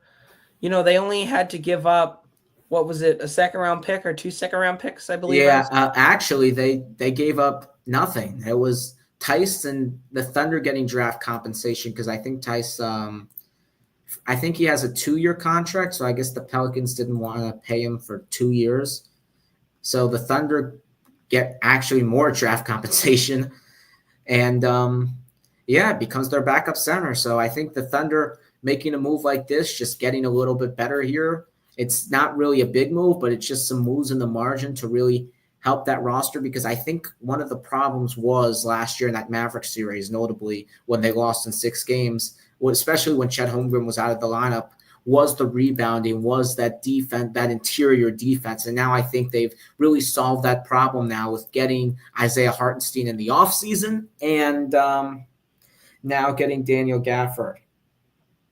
100%. Yeah. Whenever you have a chance to get a player basically for free, you do it entice. He was playing on that Celtics team that made it to the NBA Finals. So playoff experience, strong rim protecting, 4.3 points per game. Thunder with another piece and more draft picks. That's just the craziest part. And there's also another trade that just happened. Breaking trade. Well, it's technically, I think it's just a moving around of pieces, but this is part of the Jimmy Butler trade. Dennis Schroeder was supposed to go to the Utah Jazz, but according to Chris Haynes now, that trade is only becoming a 3-team trade, and Dennis Schroeder now is going to the Detroit Pistons. And let's talk about the Detroit Pistons here for a second, because the Pistons, a team that had the longest losing streak in NBA history last season with Monty Williams, is now sitting at 25-26. They're doing a very solid job. They're only a game out from the 6th seed and guaranteeing themselves a playoff spot, and they're 1 win away from passing their win total already. And now they get a solid backup point guard in Dennis Schroeder here to back up Cade Cunningham. And I think this is especially important for the Pistons after losing Jaden Ivey for the season with an injury. So I think getting a veteran to really mentor Cade Cunningham, to mentor a guy like Marcus Sasser off the bench, I think can really help the Detroit Pistons here as they try to make a playoff push. So I like the move for the Pistons here. Yeah, 100%. And Motorcade, Cade Cunningham, my new favorite nickname in the league. They've been a fun team to watch this year, and they've been very active. I just saw a report a couple hours ago. They were, took some calls about Jalen Duren, decided to keep him. They like him as a piece, especially his ability to come in as an offensive rebounder. 7th right now in the league, average offensive rebounds a game. Get another piece. Schroeder, he was talked about as an all-star, obviously not the name recognition that the fans really want, but he's putting up all-star numbers. Pair him with Cade, potentially off the bench, maybe even certain games, the starting lineup, and you take a Pistons team in that 7 position, obviously would really like to win an extra game, 25-26 to get to that 6th seed and avoid the play-in. Detroit basketball is looking up. It is indeed. And if you're Dennis Schroeder's real estate agent, I think Dennis Schroeder's real estate agent, it might be the richest person in the world, because Dennis Schroeder has been traded. He's been traded 4 times this season. He got traded from Brooklyn to Golden State to Miami. Miami rerouted him to Utah, and now Utah is rerouting him to Detroit. So, Dennis Schroeder's just getting traded everywhere. It's ridiculous. The Pistons are keeping Dennis Schroeder. It is confirmed by Chris Haynes that they're not going to use him as a buyout candidate. The Pistons plan to keep Dennis Schroeder to help Cade Cunningham as a veteran point guard for their playoff push. But again, you got to give a lot of credit to J.B. Bickerstaff here for the Detroit Pistons, because J.B. Bickerstaff, someone who was the former head coach of the Cleveland Cavaliers, gave the Cleveland Cavaliers their first second-round playoff berth in nearly 35 years without LeBron James.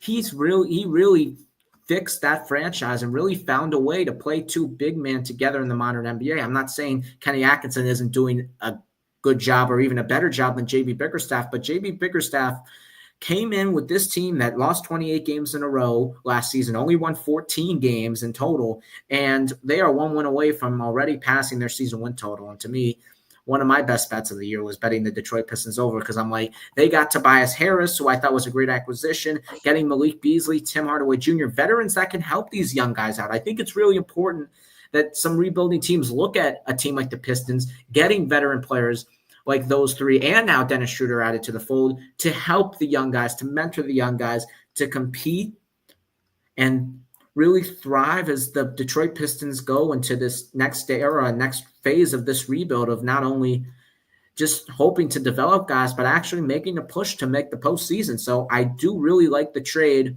for the Detroit Pistons. And we are nearly 20 minutes away from the NBA trade deadline now, and we will take a 3-minute break. And when we come back, we discuss the final 12 minutes of this NBA trade deadline. We'll be right back in 3 minutes.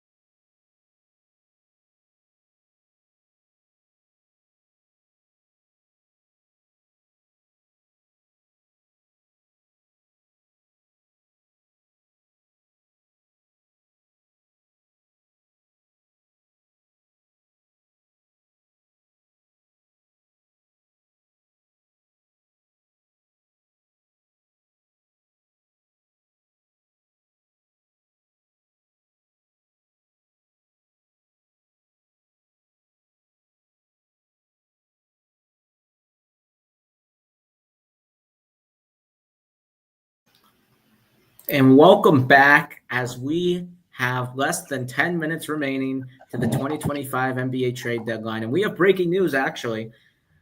We'll talk about this trade right now since this happened. But Reggie Jackson was traded the other day from the 76ers to the Washington Wizards.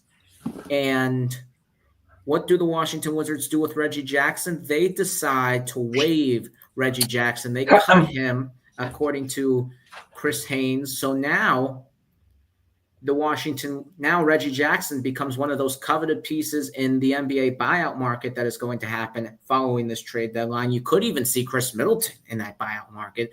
We'll talk about that trade as well in a couple of minutes after this one. But the 76ers get Jared Butler, a nice young piece. Reggie Jackson signed with the 76ers this offseason just to get traded right away, along with many others. And we'll talk about all the trades the 76ers made at this deadline later on in the program. But the Wizards trading Jared Butler, why? I mean, it doesn't really make any sense to me because Jared Butler has been a nice young piece, a very great defender. He was on that Baylor title team, right? He was. I was actually just about to bring that up. Buddies with Davion Mitchell, the leader of that Baylor championship team. And he was a guy, I was at Wizards Knicks just a few weeks ago. Solid piece coming off the bench, didn't really get the playing time he should, but they have such a backlog of veterans and guys just overpaid and overcommitted to, that it makes it tough for a young guy to get his footing. So he goes to Philly. Philly gains a defensive guard, and it seems like Washington gains nothing. Yeah, I mean, it just doesn't. Yeah, it doesn't make any sense. I mean, Butler 7 points per game here. Reggie Jackson was really actually playing a lot for the Sixers because of all the injuries they had. But if everyone was healthy, Reggie Jackson wouldn't have been in the rotation. But I think Reggie Jackson can help a team out. I don't know what team that's going to be, but a team that's in need of a backup point guard may wait now and for the buyout market to get Reggie Jackson. But it doesn't really, the trade doesn't make any sense to me. I like this trade for Philadelphia, and it's really showing that Philadelphia wants to get a little bit younger. You saw it with getting Quentin Grimes as well. And Philadelphia is showing that there could be some interesting conversations this offseason surrounding the future of Joel Embiid. Because personally, I'm going to say this right here, right now on the Take a Shot Podcast Trade Deadline Special. I think the Philadelphia 76ers should trade Joel Embiid. Why? That's not even crazy to say. You should build around Tyrese Maxey, who has been your best player this season, and you should build around Jared McCain, who, if he didn't get injured, he would have been Rookie of the Year. Joel Embiid, all he has done is get injured, and get injured again. And the one time he's healthy, the times he's healthy in the postseason, he can't even make a conference finals in a weak Eastern Conference. You're losing to Heat teams, Celtics teams that you should beat, a Knicks team in the first round that you probably could have beaten. And you really choked some of those games away, especially that game 2 where they were up 5. Yeah, I full-heartedly agree with you on that, trading Embiid as well as looking to move away from Paul George. I mean, personally, and I know there's probably going to be from Sixers fans watching here, he's not better than Karl Anthony Towns. That's a fact. He's not better than Jared Allen. That's a fact. He's not better than Evan Mobley. That's a fact. He's lost his footing due to the injuries and the amount of overall just ducking, back-to-backs, road trips, all of the things that make you the leader of a team. He's lost his star status. I mean, second to maybe Kawhi Leonard, he's been the leader of all this load management backlash that's really kind of made the NBA worse.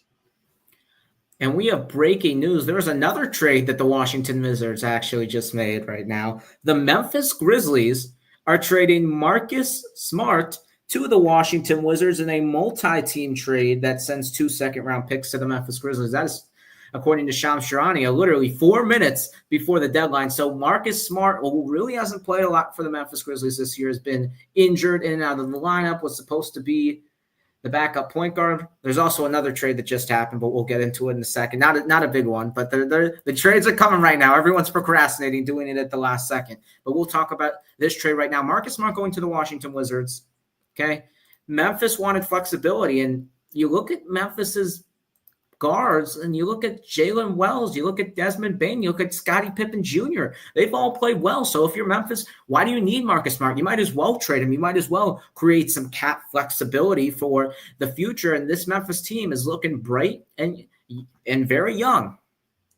Now, I think probably know what I'm about to say. Does he get bought out? I really hope so. I mean, this is awesome. This would 100% re-energize a Celtics team, a Celtics fan base, conflicted on Smart. I mean, again, the goal here with these dropping ratings is to make weekday games must-see TV. Getting Marcus Smart back in a really chippy Eastern Conference right now. You think about the Heat getting better, the Celtics-Heat rivalry, the Knicks, obviously a powerhouse, the Celtics-Knicks rivalry. The Cavaliers now. Yeah, right. Reigniting that Celtics-Cavs rivalry that was so good and Smart excelled in. Getting him back on the Celtics, even as a bench role, where things for them, especially on the defensive end of the ball, hasn't been up to, Celtic standards and those standards that Smart laid out as the leader during his time excites a lot of Bostonians right now. Part of the Marcus Smart trade, according to Chris Haynes, it's a 3-team deal. Jake LaRavia, one of the Jake LaRavia is one of the backup forwards. He is going to Sacramento, a nice young piece for the Kings there. Doesn't get a lot of opportunity with Memphis, but when he's actually played, he's done decently well, 7.3 points per game for him. So he is going to the Sacramento Kings in this deal as the Kings continue to get a little bit better at this trade deadline, getting some more depth than Valanciunas, LaRavia, obviously getting Zach LaVine back in exchange for De'Aaron Fox. But Marcus Smart, the buyout, very interesting. And I'm going to go to this trade quickly, but we'll get back to Marcus Smart in a second. I said this a little bit earlier, but in a mini trade that doesn't really seem significant, the Celtics traded Jaden Springer and a second-round pick to the Rockets for a 2031 second-round pick. Now, this is really not insignificant. This is really insignificant if you just look at it as just a straight-up trade. Houston gets Jaden Springer, a nice young piece, maybe could play here and there, but probably not going to be in the rotation. Here are the implications for the Boston Celtics. They get rid of nearly $20 million in the luxury tax by trading Jaden Springer for nothing. Now, I'm not saying this gives them enough room to sign Marcus Smart in the buyout market, because it is going to be tough for the Celtics, because other teams could have a better chance of getting him, because the Celtics are very limited in what they can give Marcus Smart in the buyout market because they're in the second apron. But if Marcus Smart is willing to come back on a minimum contract, hey, let it happen. I would like that for the Boston Celtics. And not to be a little bit biased here, but, I think a very great destination for Marcus Smart is, in fact, the Miami Heat. I think Marcus Smart would also thrive there. I know they just traded for Davion Mitchell from the Sacramento Kings, but the way Terry Rozier has played for this Miami Heat team has been an absolute disaster. And I think getting another point guard who can really fit the culture, provide some more defense next to Davion Mitchell, and imagine not the starting guards, the guards that are coming off the bench in Davion Mitchell and Marcus Smart, two of the best perimeter defenders in the league. Can you imagine not only seeing that in a starting lineup, but off the bench? And I think that could be a move that Miami could explore. Obviously, there's many other teams. I think a lot of contending teams would want a player in Marcus Smart. So we'll have to see where he goes in the buyout market. But I think he could potentially be now the prize player of the buyout market. But the Washington Wizards now, just for curiosity, let's assume nothing happens. And the Wizards now have Marcus Smart and Chris Middleton. I don't know if that's something, nothing. I know they're a little bit of an incompetent organization, but just saying, hey, Wizards might pick up a couple more wins. They may not be the worst team in the league. Yeah, and again, that's, even though I said cutting them isn't great, winning is really the worst thing. I mean, their best opportunity to improve is in the draft lottery, getting, as many different ping pong ball combinations as possible. You look at their roster right now, completely depleted. They need a savior. They need a Cooper Flag just to fix the energy right now in the organization. Winning and trying to make some kind of play and push or, win now kind of thing isn't at all. It's the complete wrong direction. And as we were talking here, the trade deadline is over. That is it. It is 3 p.m. currently as we are speaking, and no more trades can be done. The NBA trade deadline is officially over. Chris Haynes just reported. As the great Woj used to say, give it 15 to 20 minutes. Yeah. Things take time. But as of now, the NBA that we're talking about is the NBA that we're going to be living in for the next 4 months. And just some quick updates here, some quick little nuggets. According to Bob Myers, before this trade deadline expired, no deal came to fruition. But the Memphis Grizzlies made some calls about Kevin Durant. Yeah, additionally, another update. This is a smaller trade, but Toronto Raptors, they're acquiring former second-round pick James Wiseman from the Indiana Pacers. It's a nice piece. He's injured. He's been injury prone. Seems like they got him for cash. So Toronto, they get a free player. Just a smaller thing there. Yeah, and James Wiseman, the second pick with Golden State, obviously not panning out to expectations, but he did tear his ACL. He was actually doing quite well with the Pacers as their backup center before he tore his ACL. Then the Pacers traded for Thomas Bryant on the Miami Heat, and he's been doing good as well. But Wiseman, he's just hoping for an opportunity here, and hopefully he comes back from the ACL and thrives and finds a role in this league as a second pick that didn't really pan out. Another update here, Ben Simmons, who was on his major expiring contract, could potentially get bought out by the Brooklyn Nets. That is what Bobby Marks of ESPN is saying right here and right now, that Ben Simmons could potentially be on the buyout market. Trust me, there is much more that is probably going to come out here. There is also another trade here that Kevin Porter Jr. is getting traded to the Milwaukee Bucks, another scorer for them that can help them off their bench.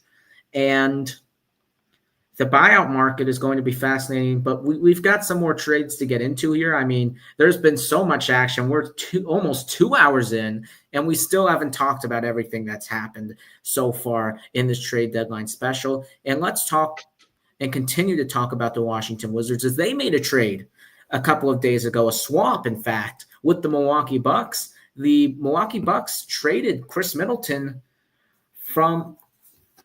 and sent him to Washington in exchange for Kyle Kuzma. So the Wizards give up Kuzma, and the Bucks get a little bit younger here, as Middleton been in and out of the lineup, been inconsistent these past few years, and Milwaukee, after a very long run with Chris Middleton, decides to move on from him and get younger and trading for Kyle Kuzma. How do you like the deal for Milwaukee giving up Middleton for Kuzma? I mean, this is a horrible trade for both sides. The Bucks, they lose Giannis's body. You can't do that in a player-driven league. You can't. If a guy really has a good relationship with someone, you can't throw him away for someone with the small price of Kyle Kuzma. It's bigger than Middleton. It's bigger than Kuzma. It's bigger than Patrick Baldwin, any of these assets. It's about keeping Giannis happy. And Milwaukee just traded it away. Literally, Giannis was so upset. And with all the rumors that have been spiraling for the last 2 years, the first round exits, you can't do this. Not at all. Yep, and now it is official. The Suns are not moving Kevin Durant here. Just a quick, I'm pretty sure that was expected over these past few hours, as we knew he was not going to the Warriors and not going to the Heat. So he's not going there. And then for this trade, for me personally, I agree with you. I don't really like it for either side. I mean, yes, it is a player-driven league. If you're the Milwaukee Bucks, why are you trading Chris Middleton, Giannis's buddy? I get he's been inconsistent. I get it. Trust me, I get it. But at the end of the day, Chris Middleton has been a key part of this Bucks organization for nearly a decade now, and Middleton was a huge part in the Bucks 2021 title run, and they wouldn't have won the title without Chris Middleton.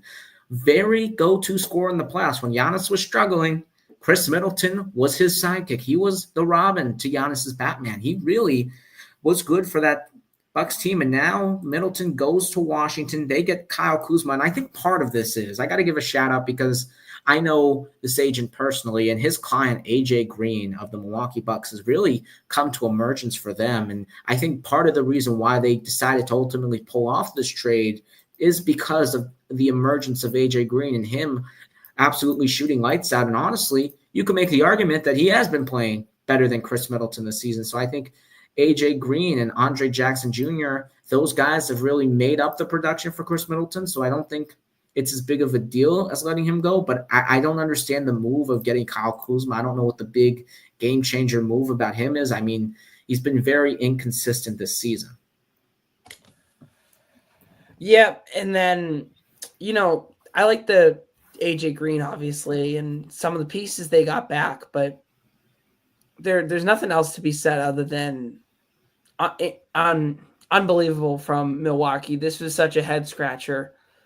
And then looking towards Washington, I get that Kuzma has had an up and down year.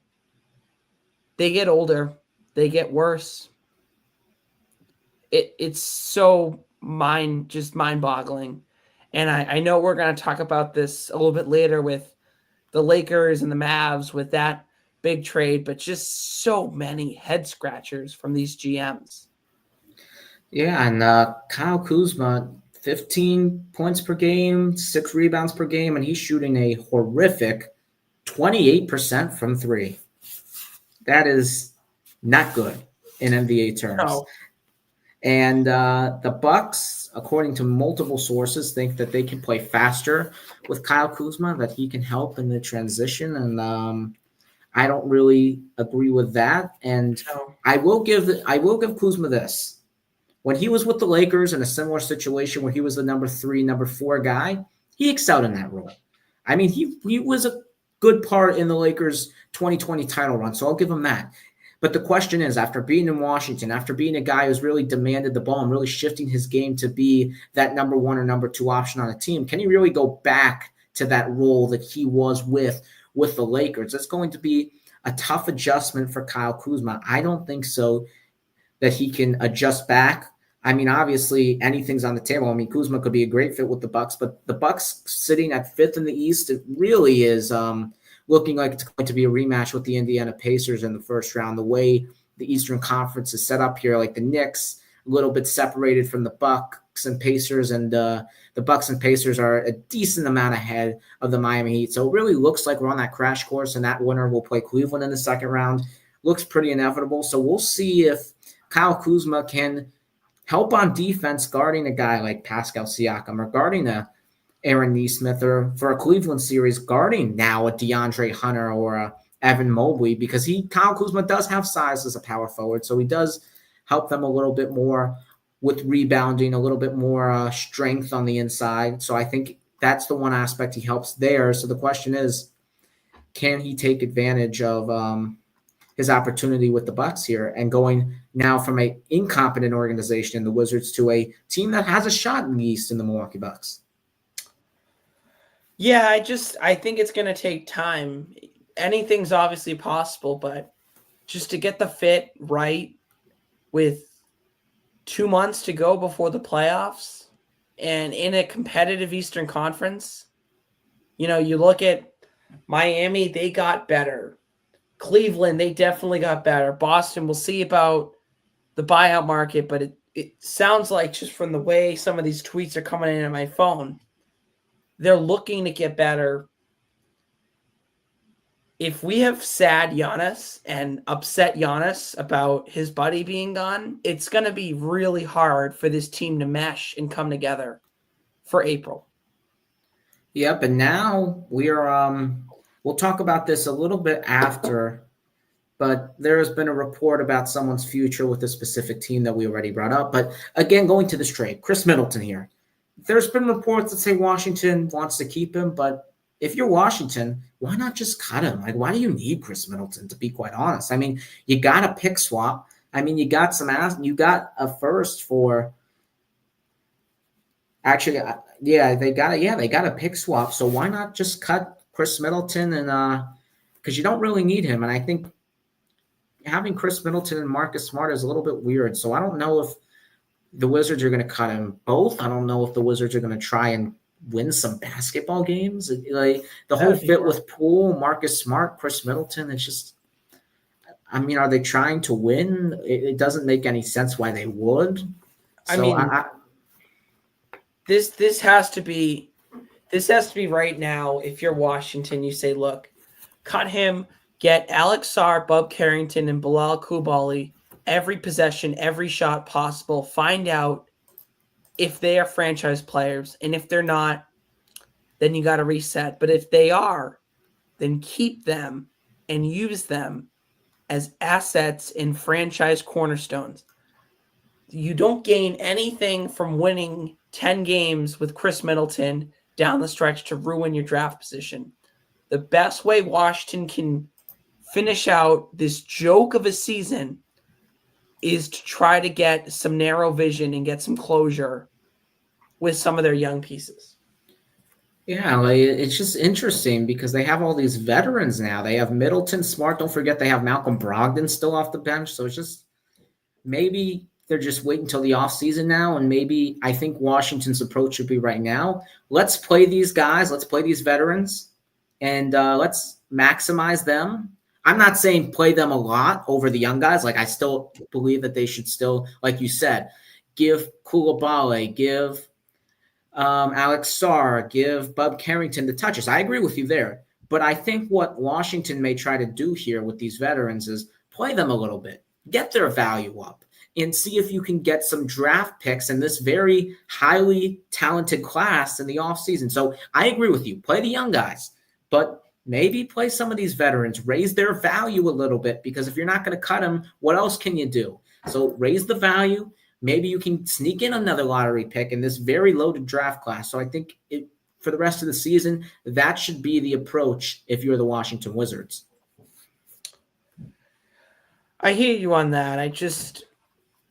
A guy like Middleton, he's probably internally frustrated, and I don't want that, nor does the Wizards want any of that frustration aired out on this young team and this very impressionable team full of rookies and sophomores. You don't want a locker room problem when you've got all these young guys who, they're probably hearing from their veteran buddies, their agents, all their friends, oh, get out of Washington. Oh, this and that. Go for the bright lights. Go for the big contender spot. Let's not get all these vets and all these disgruntled guys traded off of contenders, corrupting the youngsters. Yeah, and I understand what you're saying. Like, yeah, play the youngsters, but I think Middleton probably knows he's not going to be with Washington long term. So I don't think this is something that is going to really frustrate him as much. I know obviously it sucks to play in Washington, but I would be surprised if he's not moved in the offseason. I mean, you probably agree with that. Yeah. But there's been breaking news. I mean, we've mentioned this earlier, but we're going to mention it again. Trae Young's future with the Atlanta Hawks now, according to Chris Haynes, is very questionable. So I mentioned this earlier because looking at all the moves that the Atlanta Hawks have made, you come to the point and you come to the realization of, do the Hawks want to move in a different direction? Do they want to, maybe start a full rebuild after they've been stuck in the middle? Comes down to that pick, comes down to where the ping pong balls play out for Atlanta. They got extremely, extremely lucky last year. 11th best odds. They end up at number 1. People they get after Risache because he wasn't 5-star out of high school, all that here in America. He's been outstanding. He's been great. He's an outstanding number 1 pick.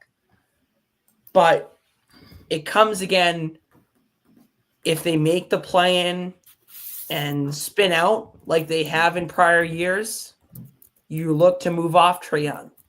If there's a successful lottery, maybe you look to keep him. If there's some sort of, and this would really be shocking, especially on my end, I think a lot of fans probably agree with me, if they happen to go on a 2021-esque run, then you have to keep him 100%. But those are really the three or four different doorways, with most of them ending up being trading Trae Young unless something special happens. Yeah, again, like we mentioned earlier, Cooper Flagg is the exception. I mean, he's always an exception because, if you look at him, if you watch him in college right now and you look what he's doing with Duke, it's something that we haven't seen from a lot of players at the collegiate level. So he is the exception. But it's Cooper Flagg and Trae Young, or it's someone else and Trae Young gone. And get picks, get every possible draft pick you can get. It's not really about the players at this point because the Hawks, they have some nice young talent that they can build around. It's not about getting more young talent. It's about getting as much draft pick. I'm not like young talent to incorporate to the roster. It's about getting draft picks. Yes, get one young piece that can maybe replace Trae Young, but other than that, you don't worry about the players here. Worry about getting picks. You look at the successful teams after rebuilds, like the Thunder, and you see what they've done in getting all these draft picks. This is what teams are doing right now. This is a copycat league. You have to do what's best for the organization, and what's best for the organization, especially a team that doesn't have all their draft picks because of the DeJounte Murray trade, get some draft picks, build in the draft, and that's how you win these days, especially with the new apron rules. And as much as Atlanta fans don't want to hear it, this is probably going to be rebuilding time unless Risache develops faster, and bigs usually tend to be a project. They got to give him time to work. The pieces they just got back, you look at the DeAndre Hunter trade, you got to give them time to fit together. Whichever player they draft, they're probably going to need to be some time there to gel. And they went for it 3 years ago. Didn't work, had a very, very valiant effort getting to the Eastern Conference Finals. But, Trae Young, he wants to be on a contending team. The Hawks, they're not a contending team. They won't be unless there's significant luck on their part.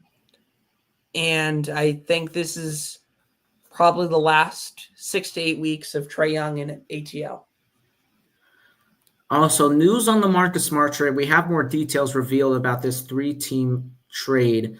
Marvin Bagley is going to the Wizards now. Marvin Bagley, he's been injured for a while now for Washington, but when he's played, I know he was the 3rd pick in the draft, if I'm not – the 2nd pick, actually.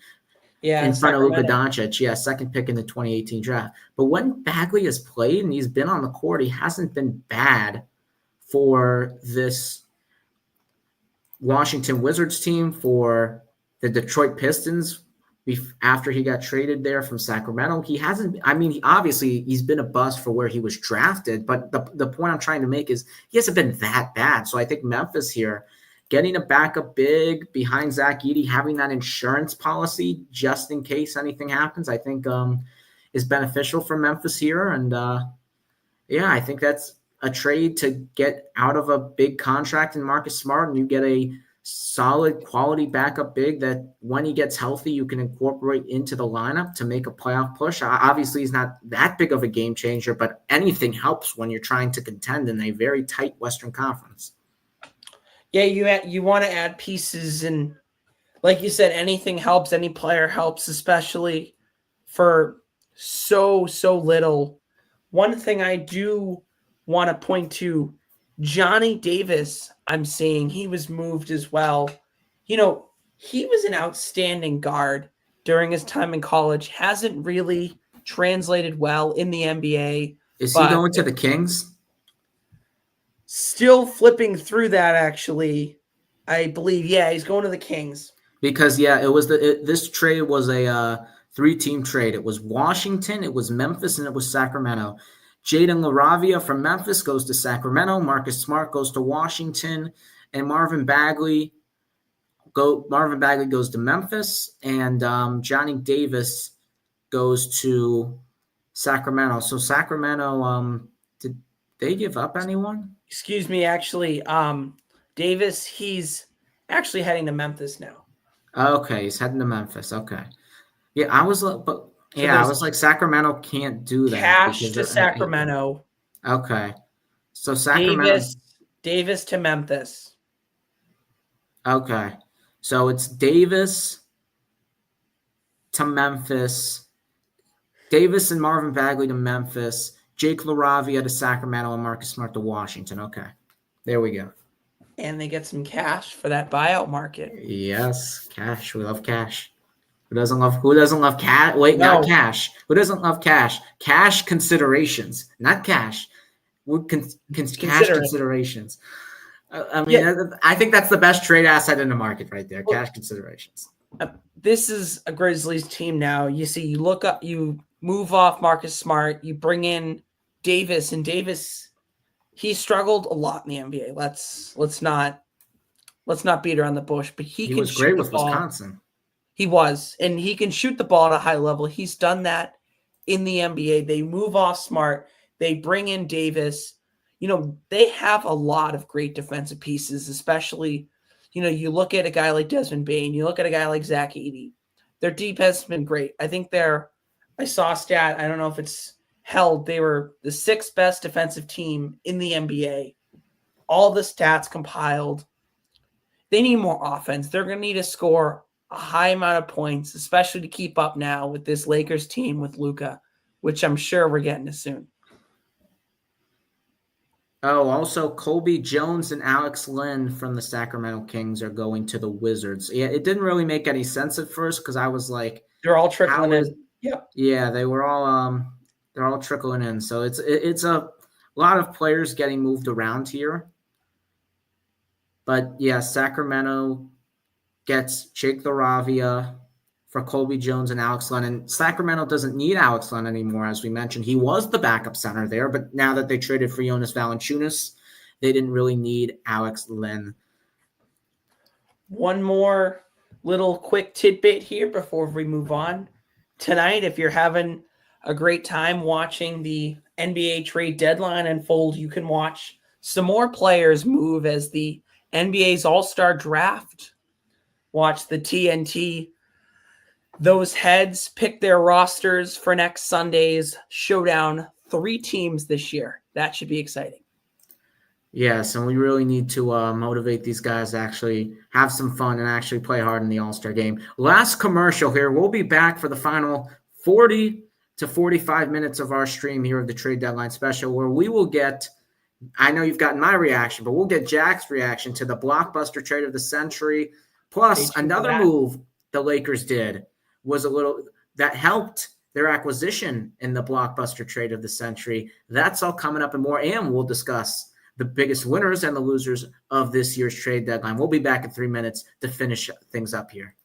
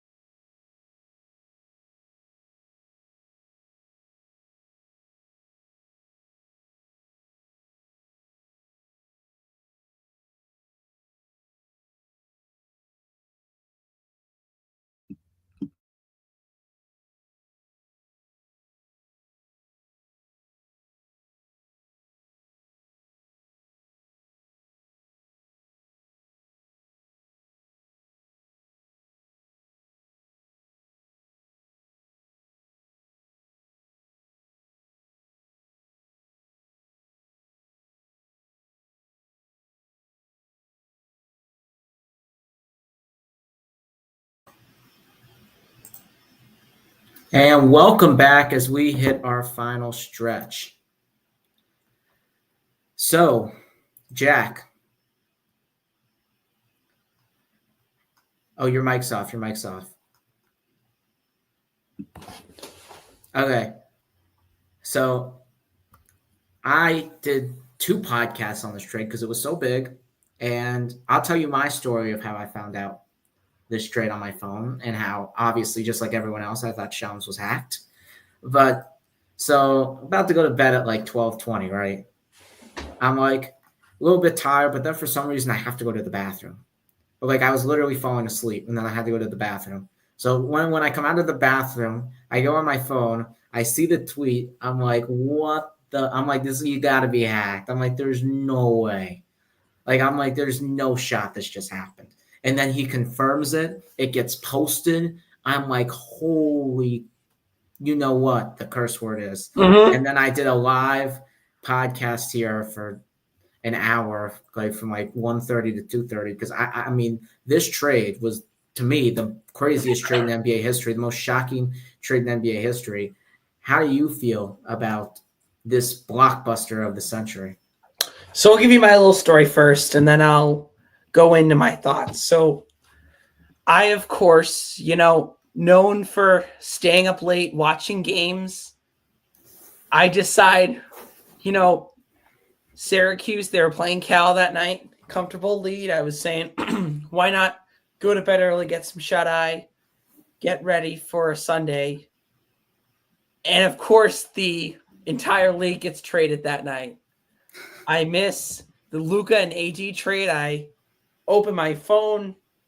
I also think Shams is hacked until I see the other 50,000 Instagram, Twitter, Snapchat. I mean, so many different sources. I got to turn on the TV. I check 3 different channels. And after about 45 minutes, I start to believe it's true. Just such a crazy trade. And from my perspective, at least, I think the Lakers fleeced Dallas.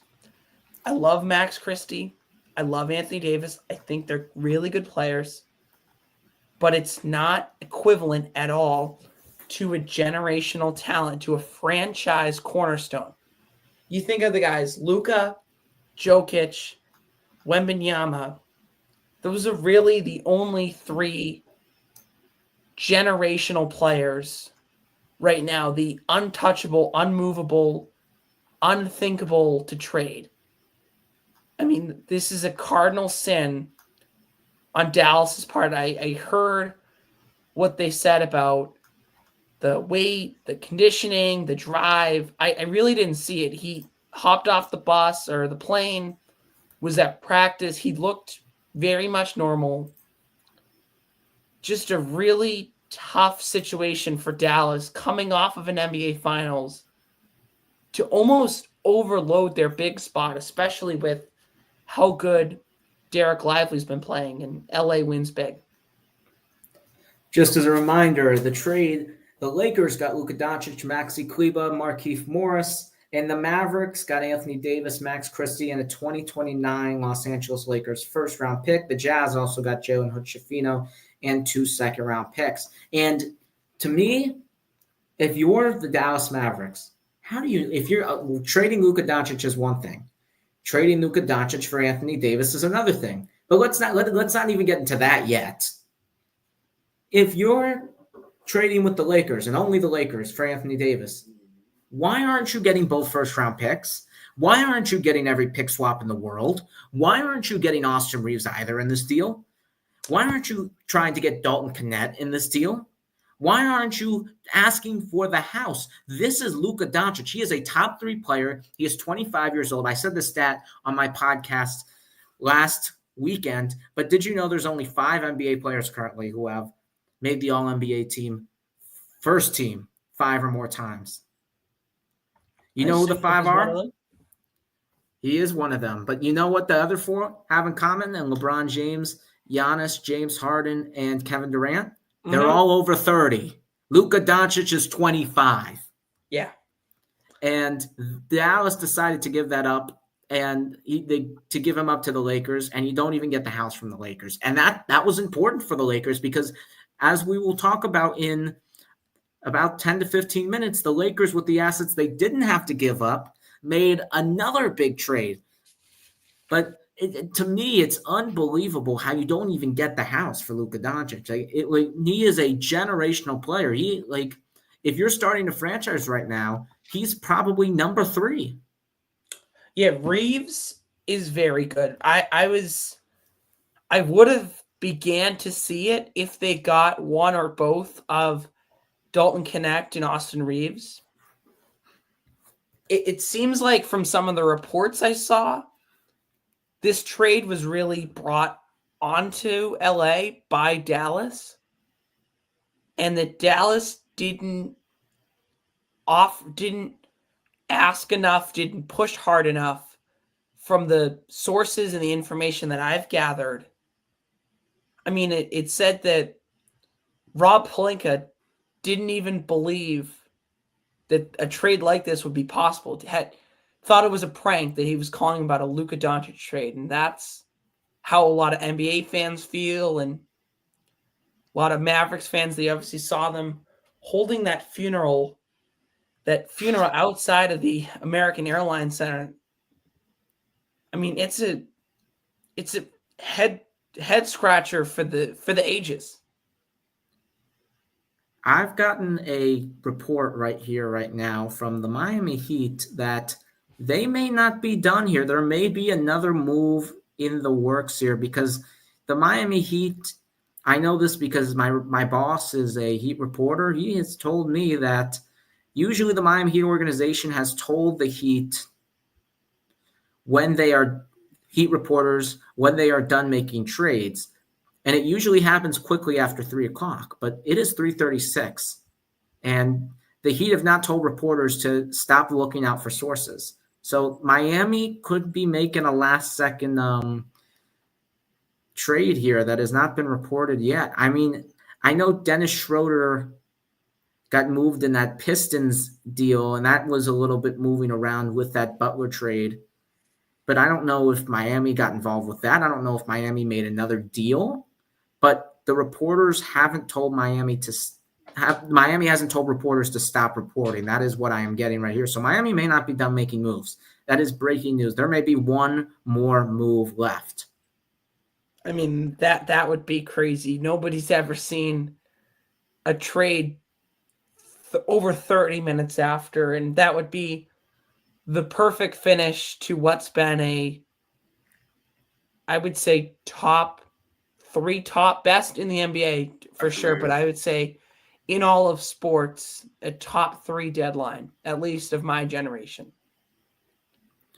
Yeah, this deadline definitely memorable for sure, and this trade was definitely one of them. And to continue the conversation on this historic blockbuster, if you're the Dallas Mavericks, right? Let's get to the second point here. Why aren't you asking other teams for trades?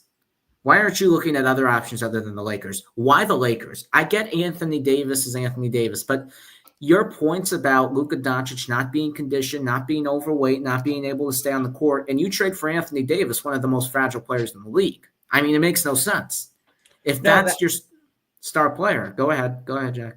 That part made no sense at all. The one part I did hear them on, and the one part that started to click for me, this Western Conference, they slid by last year, but they got to guard a combination of these guys. Chet Holmgren, Zach Edey, Alperen Şengün, Nikola Jokic.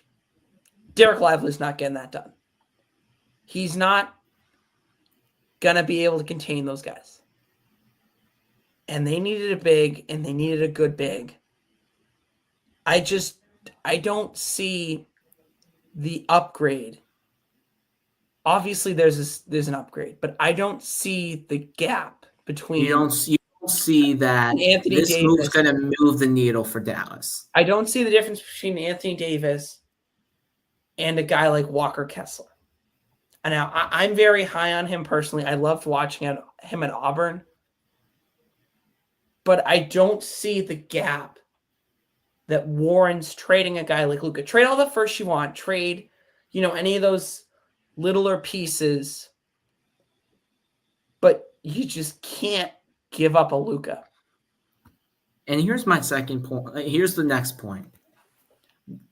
You're trading for Anthony Davis doesn't make any sense. You're trading with only the Lakers. It doesn't make any sense. Why aren't you going out and asking the Thunder, hey, if you really want to trade Luka Doncic, ask the Thunder, hey, Jalen Williams just made an All-Star. We'll take Jalen Williams. And you know what? We'll take Lu Dort. And you know what? We'll take Casey Wallace. And you know what? We'll take 4 firsts as well with that. Thank you very much. You want Luka Doncic to pair with Shea for the next 10 years? This is what it's going to cost.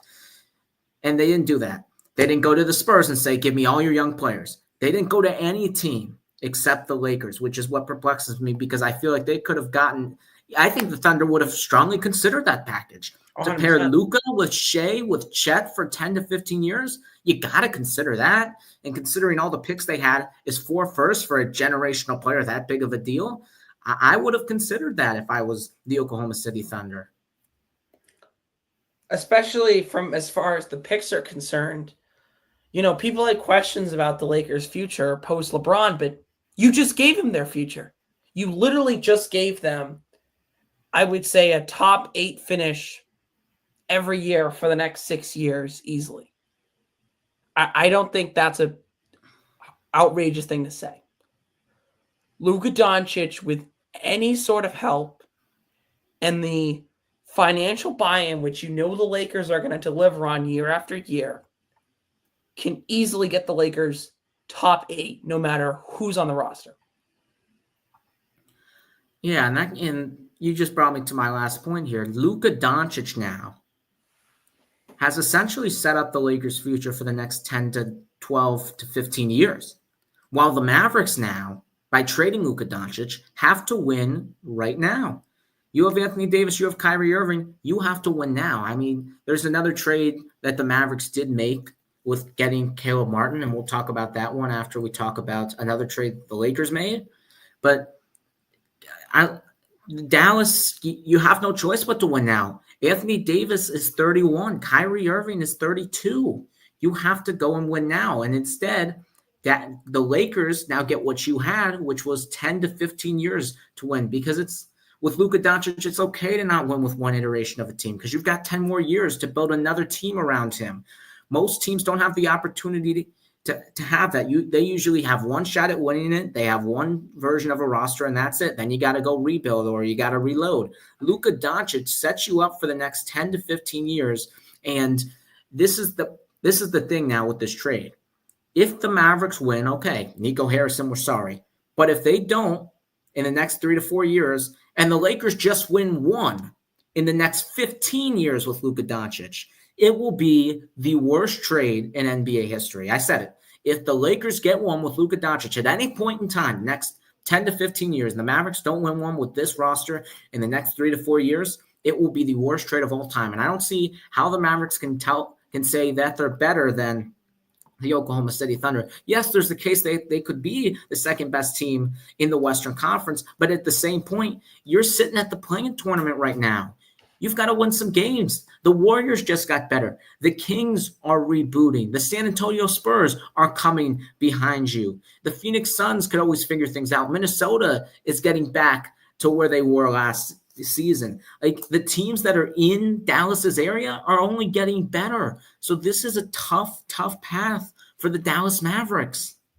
I believe the Lakers will win one in the next 10, especially if you give them the 15-year window. But I think if Dallas doesn't win a title at all, no matter what the Lakers do, it's the worst trade of all time. I mean, this GM, Nico Harrison, this is a fireable offense. Like, this is a fireable trade. If this doesn't work out with Davis and Irving, he will get fired immediately, and he should get fired. And I promise you this, if Mark Cuban was still owning that team, this would have never happened. Never would have happened. He sold the majority of that team, and now he's a minority owner. But if Mark Cuban was with that team still owning that team, this wouldn't have happened. Mark Cuban said it. He literally said, I quote, he literally said this, I quote, if I had to pick between Luka Doncic and my wife, get the divorce papers ready. That's how good Luka Magic is. He is a game changer, and the Mavericks just gave that up.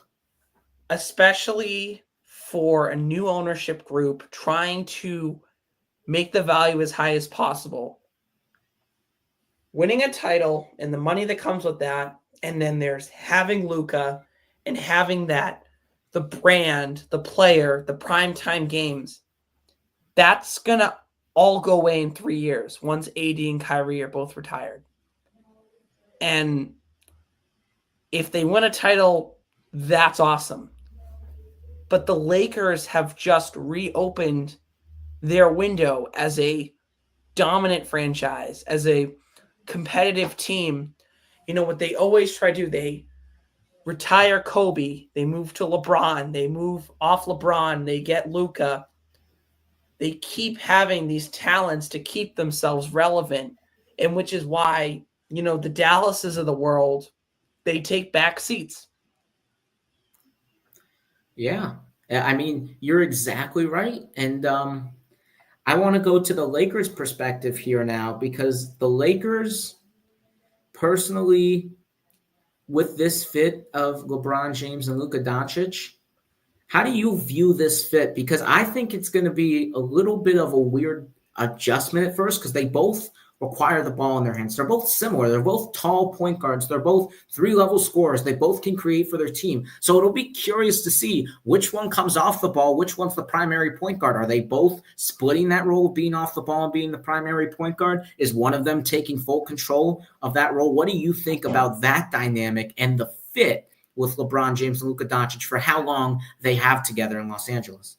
So I think this is going to go, and I'm sure you as a Heat fan can probably talk on this more. I think it's going to go back to more of the Heat LeBron kind of as a true forward. Obviously, he's an exceptional ball handler. He's the greatest player of all time. He can do everything and anything on the basketball court, but his natural play, he's playing best as a finisher, as a guy playing off the ball, a forward allowed to work things off the ball and help create things for his entire team off the ball, allowing Luka to be that point guard, LeBron mentoring him, definitely helping him as the most conditioned and in the best shape player probably in NBA history for his age, is going to start to take a back seat and slowly give Luka the keys to the kingdom for the Lakers franchise for years to come. And the thing about all of this is the Lakers, once LeBron retired, were screwed. They had barely any picks. They had barely any assets. I mean, their best asset was Austin Reeves. They didn't have a great roster. Anthony Davis is a fragile player, and you can't really trust him as a number one on a team. The Lakers were screwed, and they just got saved.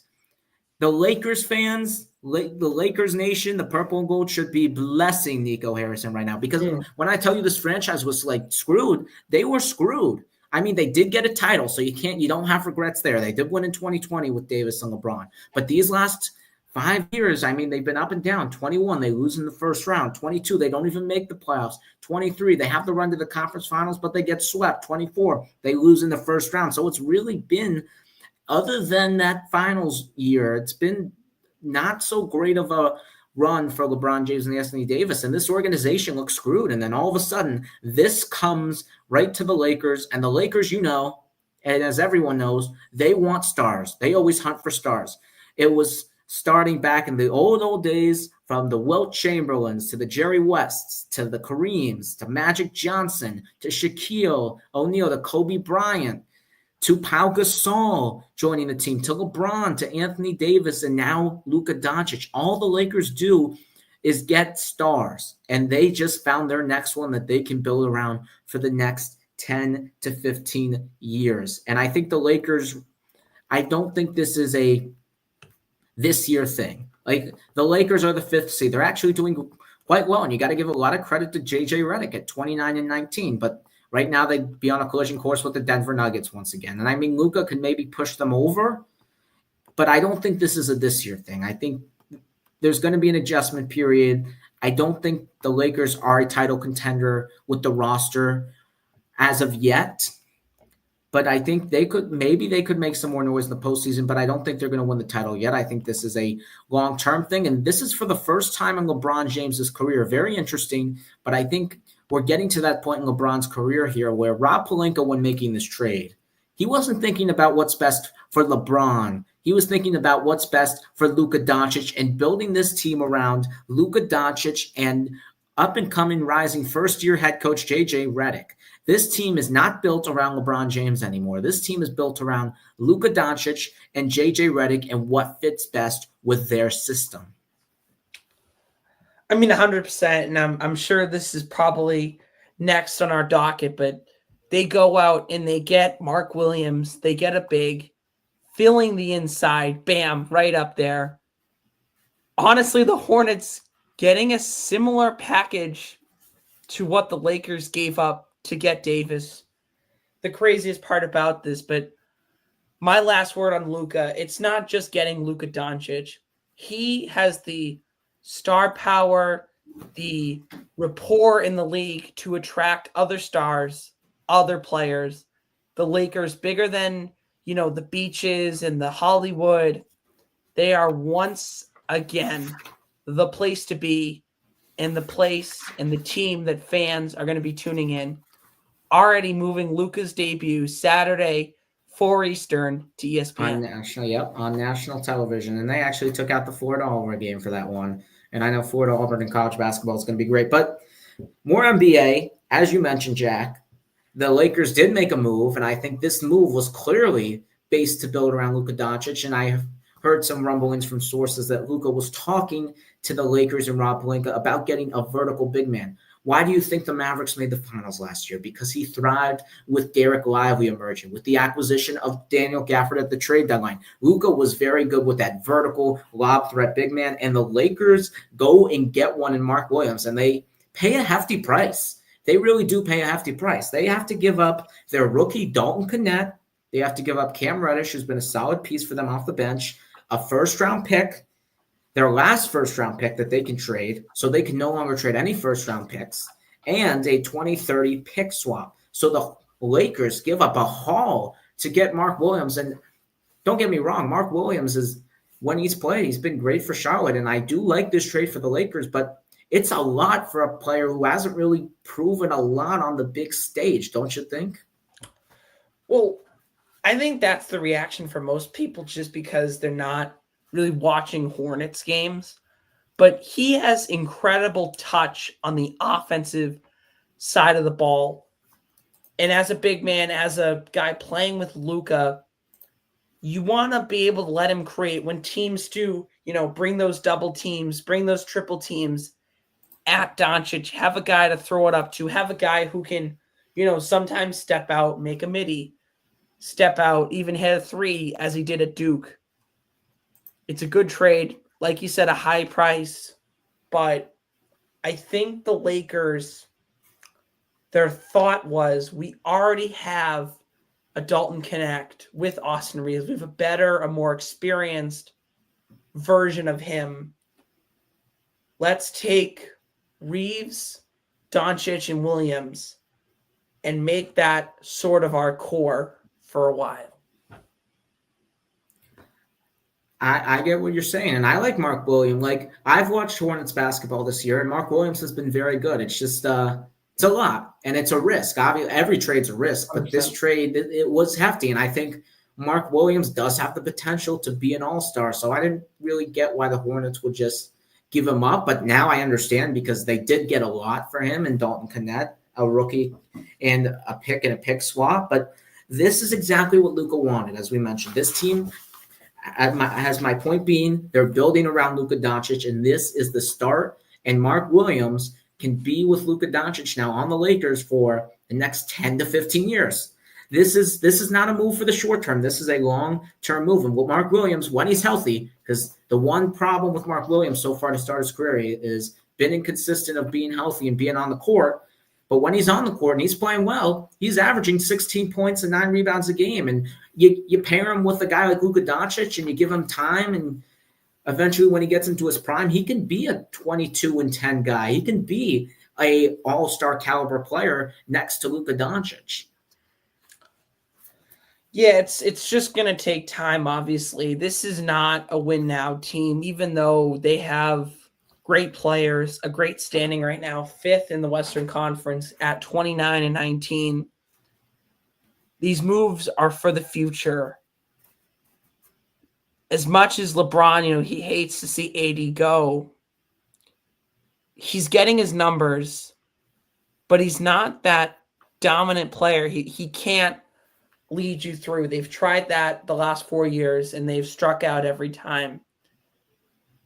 These set of moves was to keep the Lakers dominant and to not let LeBron leave a team just in total shambles like he has to every other franchise that he's gone to. Yep, and Every single one.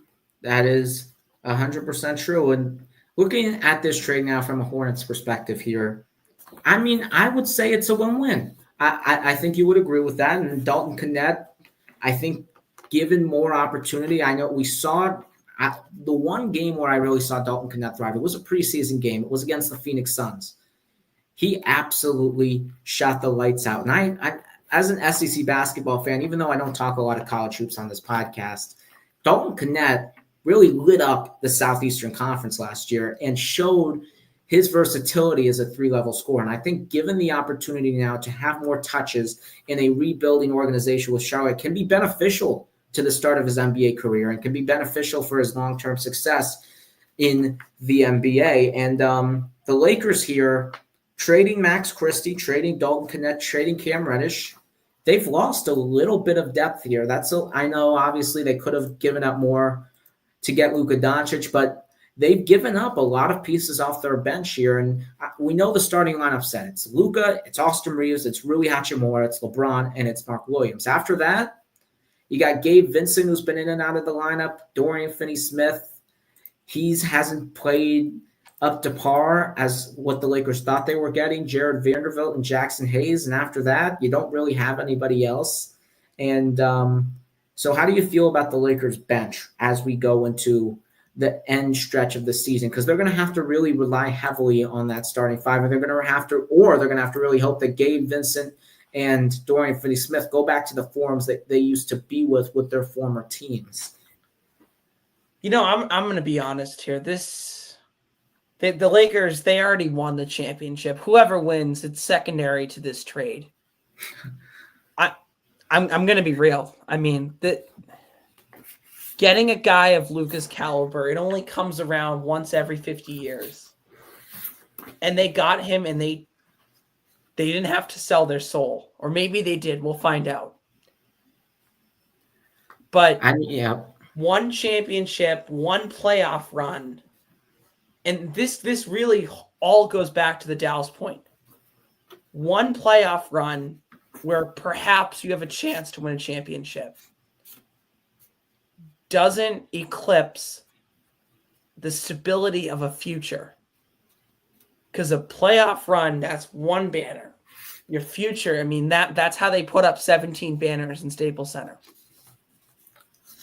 Well, if there was one comparison to this trade, just the tiniest comparison to this trade, I would say it's not really a big comparison because the Celtics didn't really get a player, but they got draft picks. It was the Paul Pierce, Kevin Garnett trade where the Nets wanted them for a playoff run and they thought they could beat the Heatles in 2014, and they ended up not beating the Heatles. And instead, the Boston Celtics got the Nets draft picks that ended up getting them their future, Jaylen Brown and Jason Tatum. Obviously, that doesn't compare as like it's player for player, but the draft picks eventually turned into that generational player in Jason Tatum. So I'm trying to figure out a comparison, and that's the one that really sticks out to me. I mean, like Brooklyn really mortgaged their future, and now the Mavericks are really mortgaging their future for a playoff run, maybe a title.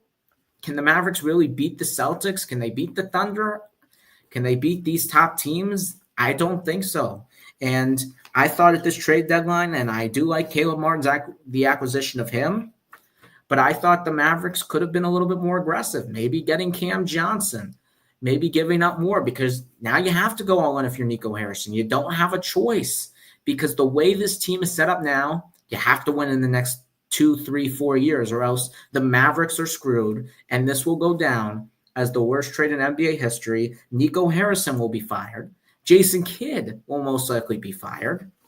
And it will just be a disaster for a Mavericks team that literally just made the finals last year. And if it wasn't for Luka Doncic getting fouled out in game 3, and if it wasn't for the Mavericks' poor shooting in the second half in game 2, I know it's a lot of what ifs, but the Mavericks were closer than people think. They were 3 wins away from winning the title. And after all of that, the Mavericks could be completely screwed now. Nope, no better way to put it. Honestly, I mean, I would be so scared right now if I was a Dallas fan. This is the most pressure. This has to be the most pressure, I think, in an organization without really like a LeBron James or a Kevin Durant or a Steph Curry, not really like a superstar, like a player. You get what I'm saying? Like, this is the most pressure like an entire organization has faced maybe in NBA history. Like, there is a lot of pressure. Or if they don't get this done, it's the worst trade ever. Like, they have to win. They have to. There's no alternative. I would assume they have 2 years after this. Yeah, I think this year they may have 4 because Davis signed a new contract. Okay. But let me look up. But there could always be. Davis is already 32 years old.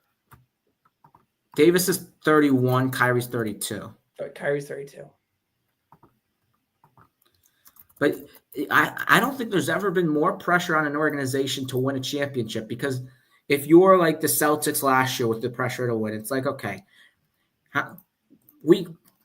if it didn't work out, okay, you could have maybe traded Jaylen Brown and gotten someone to help out. If you don't win now, if you're the Mavericks, you're screwed. You're done. Like, Kyrie's gone.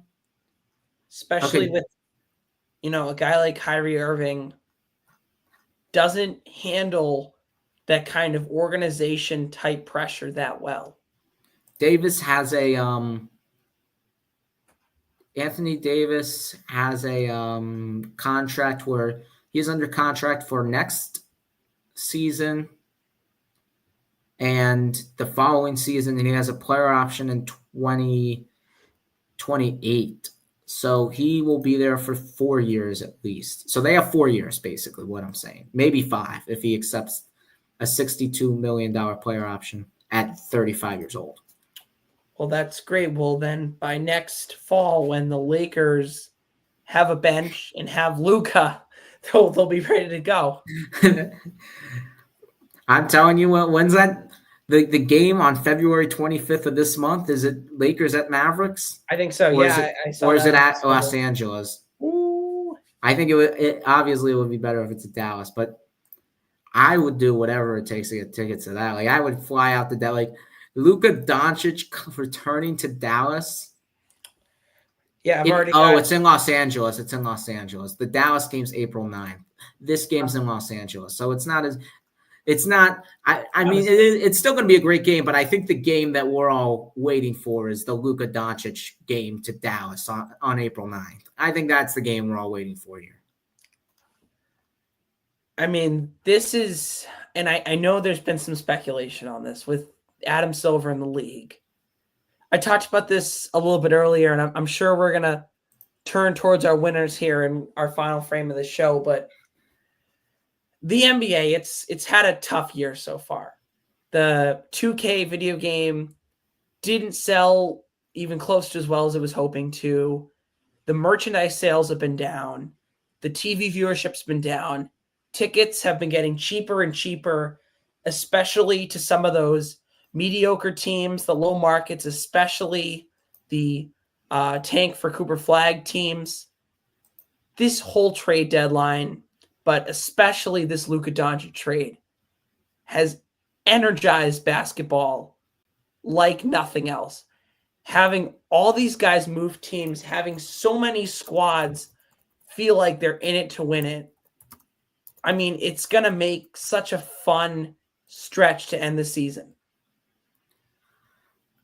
Look, I've had a problem with these apron rules because I think these apron rules are preventing super teams. And to be quite honest, when there's super teams, the ratings are high. The ratings were at an all-time high when Kevin Durant was with the Golden State Warriors, and that's because it was a super team. Obviously, that was a historic super team.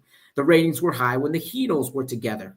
But when you have these aprons limiting what teams can do now, it's very hard to form super teams in the modern NBA. And people watch super teams. People don't watch the Cleveland Cavaliers. People watch big threes. People watch two star players that are very well known play together. People don't watch like these great stories of young teams like the Cavaliers and the Thunder that are the one seeds. They watch the super teams that are the one seeds. That's when the ratings are high. Why do you think the ratings have taken a dip starting after 2023, after the Warriors finals? It's the apron rules. It's all the apron rules. I think the NBA needs to go back to the old rules and allow more flexibility for trades. I don't understand the penalty for the apron rules. I guess they don't want teams to basically win on spending. But at the end of the day, if you spend more money, you have to pay a heftier amount in the luxury tax. So to me, the apron rules, they just don't make any sense. Like aggregating players in a deal, like, for example, with this whole Jimmy Butler Phoenix Suns situation, if there was no second apron, the Suns could have did a deal where it was Grayson Allen and Royce O'Neal and Yusuf Nurkic and 3 first-round picks instead of having to give up Bradley Beal, and they could have had all 4 guys on the same team. But instead, because of these apron rules, Phoenix was required to give up either Durant, Booker, or Beal. And we all know they wanted to give up Beal, and Miami didn't want Beal, and Beal didn't want to leave Phoenix because of the no-trade clause, and it was all complicated. These apron rules have hurt the league ratings, and I hope Adam Silver in the league comes to realize that super teams are a good thing in basketball. I definitely hear you on that. I love watching a super team, love tuning in to the Nets' big three, loved rooting against the Warriors' big three. But I think there's an aspect of a bottom line which the NBA is trying to uphold. Multiple teams with multiple 2 superstar combos. And this is really what this trade line helped to do, is to reshuffle all that. Multiple teams with 2 guys helps increase their bottom line. It gives, that way there's not these 8 teams at the end with, $3 tickets up in the rafters. I understand, but I think 2 guys, like, I don't think people like to see 2 guys. I think people, for some reason, I think people and fans are always stuck on this idea of the big 3. Like, look at the NFL with the Chiefs. Like, you've got Mahomes, you've got Kelsey, and you've got Andy Reid. And yes, Andy Reid's been such a big part. And even like for the girls, you've got the Taylor Swift aspect of it as well. So teams want to see 3 players. Teams want to see 3 aspects of a team. That's why the NFL ratings are at an all-time high. The NFL ratings are at an all-time high because the Chiefs keep winning, and it's a super team. Right. People want to see super teams. That's why the Chiefs are getting the most viewership. That's why the NFL is at an all-time high in viewership. Like, people want to see people internally don't want the Chiefs to see a three-peat, but they'll watch. They'll watch history. This is why, like, when the teams had the three-peat with the Showtime Lakers and the Michael Jordan Bulls and the Kobe and Shaq Lakers and the Heatles and the Warriors and so on and so on. Those are the teams people want to watch. Well, I guess we'll see here. Coming down the stretch, definitely a big reshuffling period of stars, of non-stars, of young guys, of bench guys. Can they bounce back and have a good playoffs? I know one thing. I'll be tuning in Saturday. I'll be tuning in a lot more to the Laker games, a lot more to the Mavericks games. I'm definitely more enthusiastic now coming down the stretch because of this big deadline. Okay, before we get into our winners and losers here, just some more trades we didn't get to in today's show. Caleb Martin goes to the Dallas Mavericks for Quentin Grimes and a second-round pick. Caleb Martin is hurt right now, but the 76ers have decided to move off some of their veteran players they got in the offseason, including unloading KJ Martin's contract to the Detroit Pistons. And they give the Pistons 2 second-round picks to take on him, just another piece for the Pistons to make a playoff push. The Clippers ended up trading P.J. Tucker to the Jazz for Drew Eubanks. Drew Eubanks is a solid backup center that the Clippers are getting. So the Clippers are getting some nice assets in this trade deadline with Drew Eubanks and Bogdanovich. And those are the 3 trades we didn't cover. But now quickly, before we go, Jack, give me one winner and one loser of this deadline. Only one for each. Winners the Lakers, losers the Mavs. Pretty self-explanatory. Okay. I'm going to go in a different direction. I do think the winners are the Los Angeles Lakers. But I think another winner of this trade deadline that people should be probably talking about more is the San Antonio Spurs, because they didn't have to give up any young players for De'Aaron Fox. They only gave up one of their own first-round picks, and they got a player that they could pair around Victor Wembanyama for a long time. Another loser of this trade deadline is the Phoenix Suns, because, yes, they got rid of Nurkic, but they had to attach a first. And they couldn't get Jimmy Butler. They couldn't get that deal done. And now Phoenix is stuck with the 3 guys and Durant, Beal, and Booker. And they're stuck in the middle, and they have no real direction, and nothing got accomplished this trade deadline. And that we have hit the 3-hour mark, and I think we're going to end it here. Crazy, crazy trade deadline, crazy day, crazy season. And as we gear towards the NBA playoffs, the All-Star break, it is going to be exciting to see all these people debut with their new teams, see how the storylines build up, and see more information about the buyout market coming out soon, who will be in that coveted market. We already know Reggie Jackson will be there. Will Chris Middleton, will Marcus Smart be there? There's so many aspects and so many dynamics of the NBA, and that's why you got to love it. Thank you so much, Jack, for joining me for these 3 hours to discuss the trade deadline. I really appreciate it. Of course, anytime, especially with a deadline like this. And thank you guys so much for watching. This is the second year of doing this trade deadline special, by far the biggest episode every year of this podcast. And very thankful for people who listen, very thankful for doing this podcast and having an opportunity to talk basketball. We will be back next week to discuss the buyout market. Obviously, no show tomorrow because we did this huge 3-hour live stream, but trade deadline was crazy. The NBA season continues, and we will talk about the storylines with these new players on their new teams and the buyout market next week. Thank you so much for watching, guys, and we will see you next week.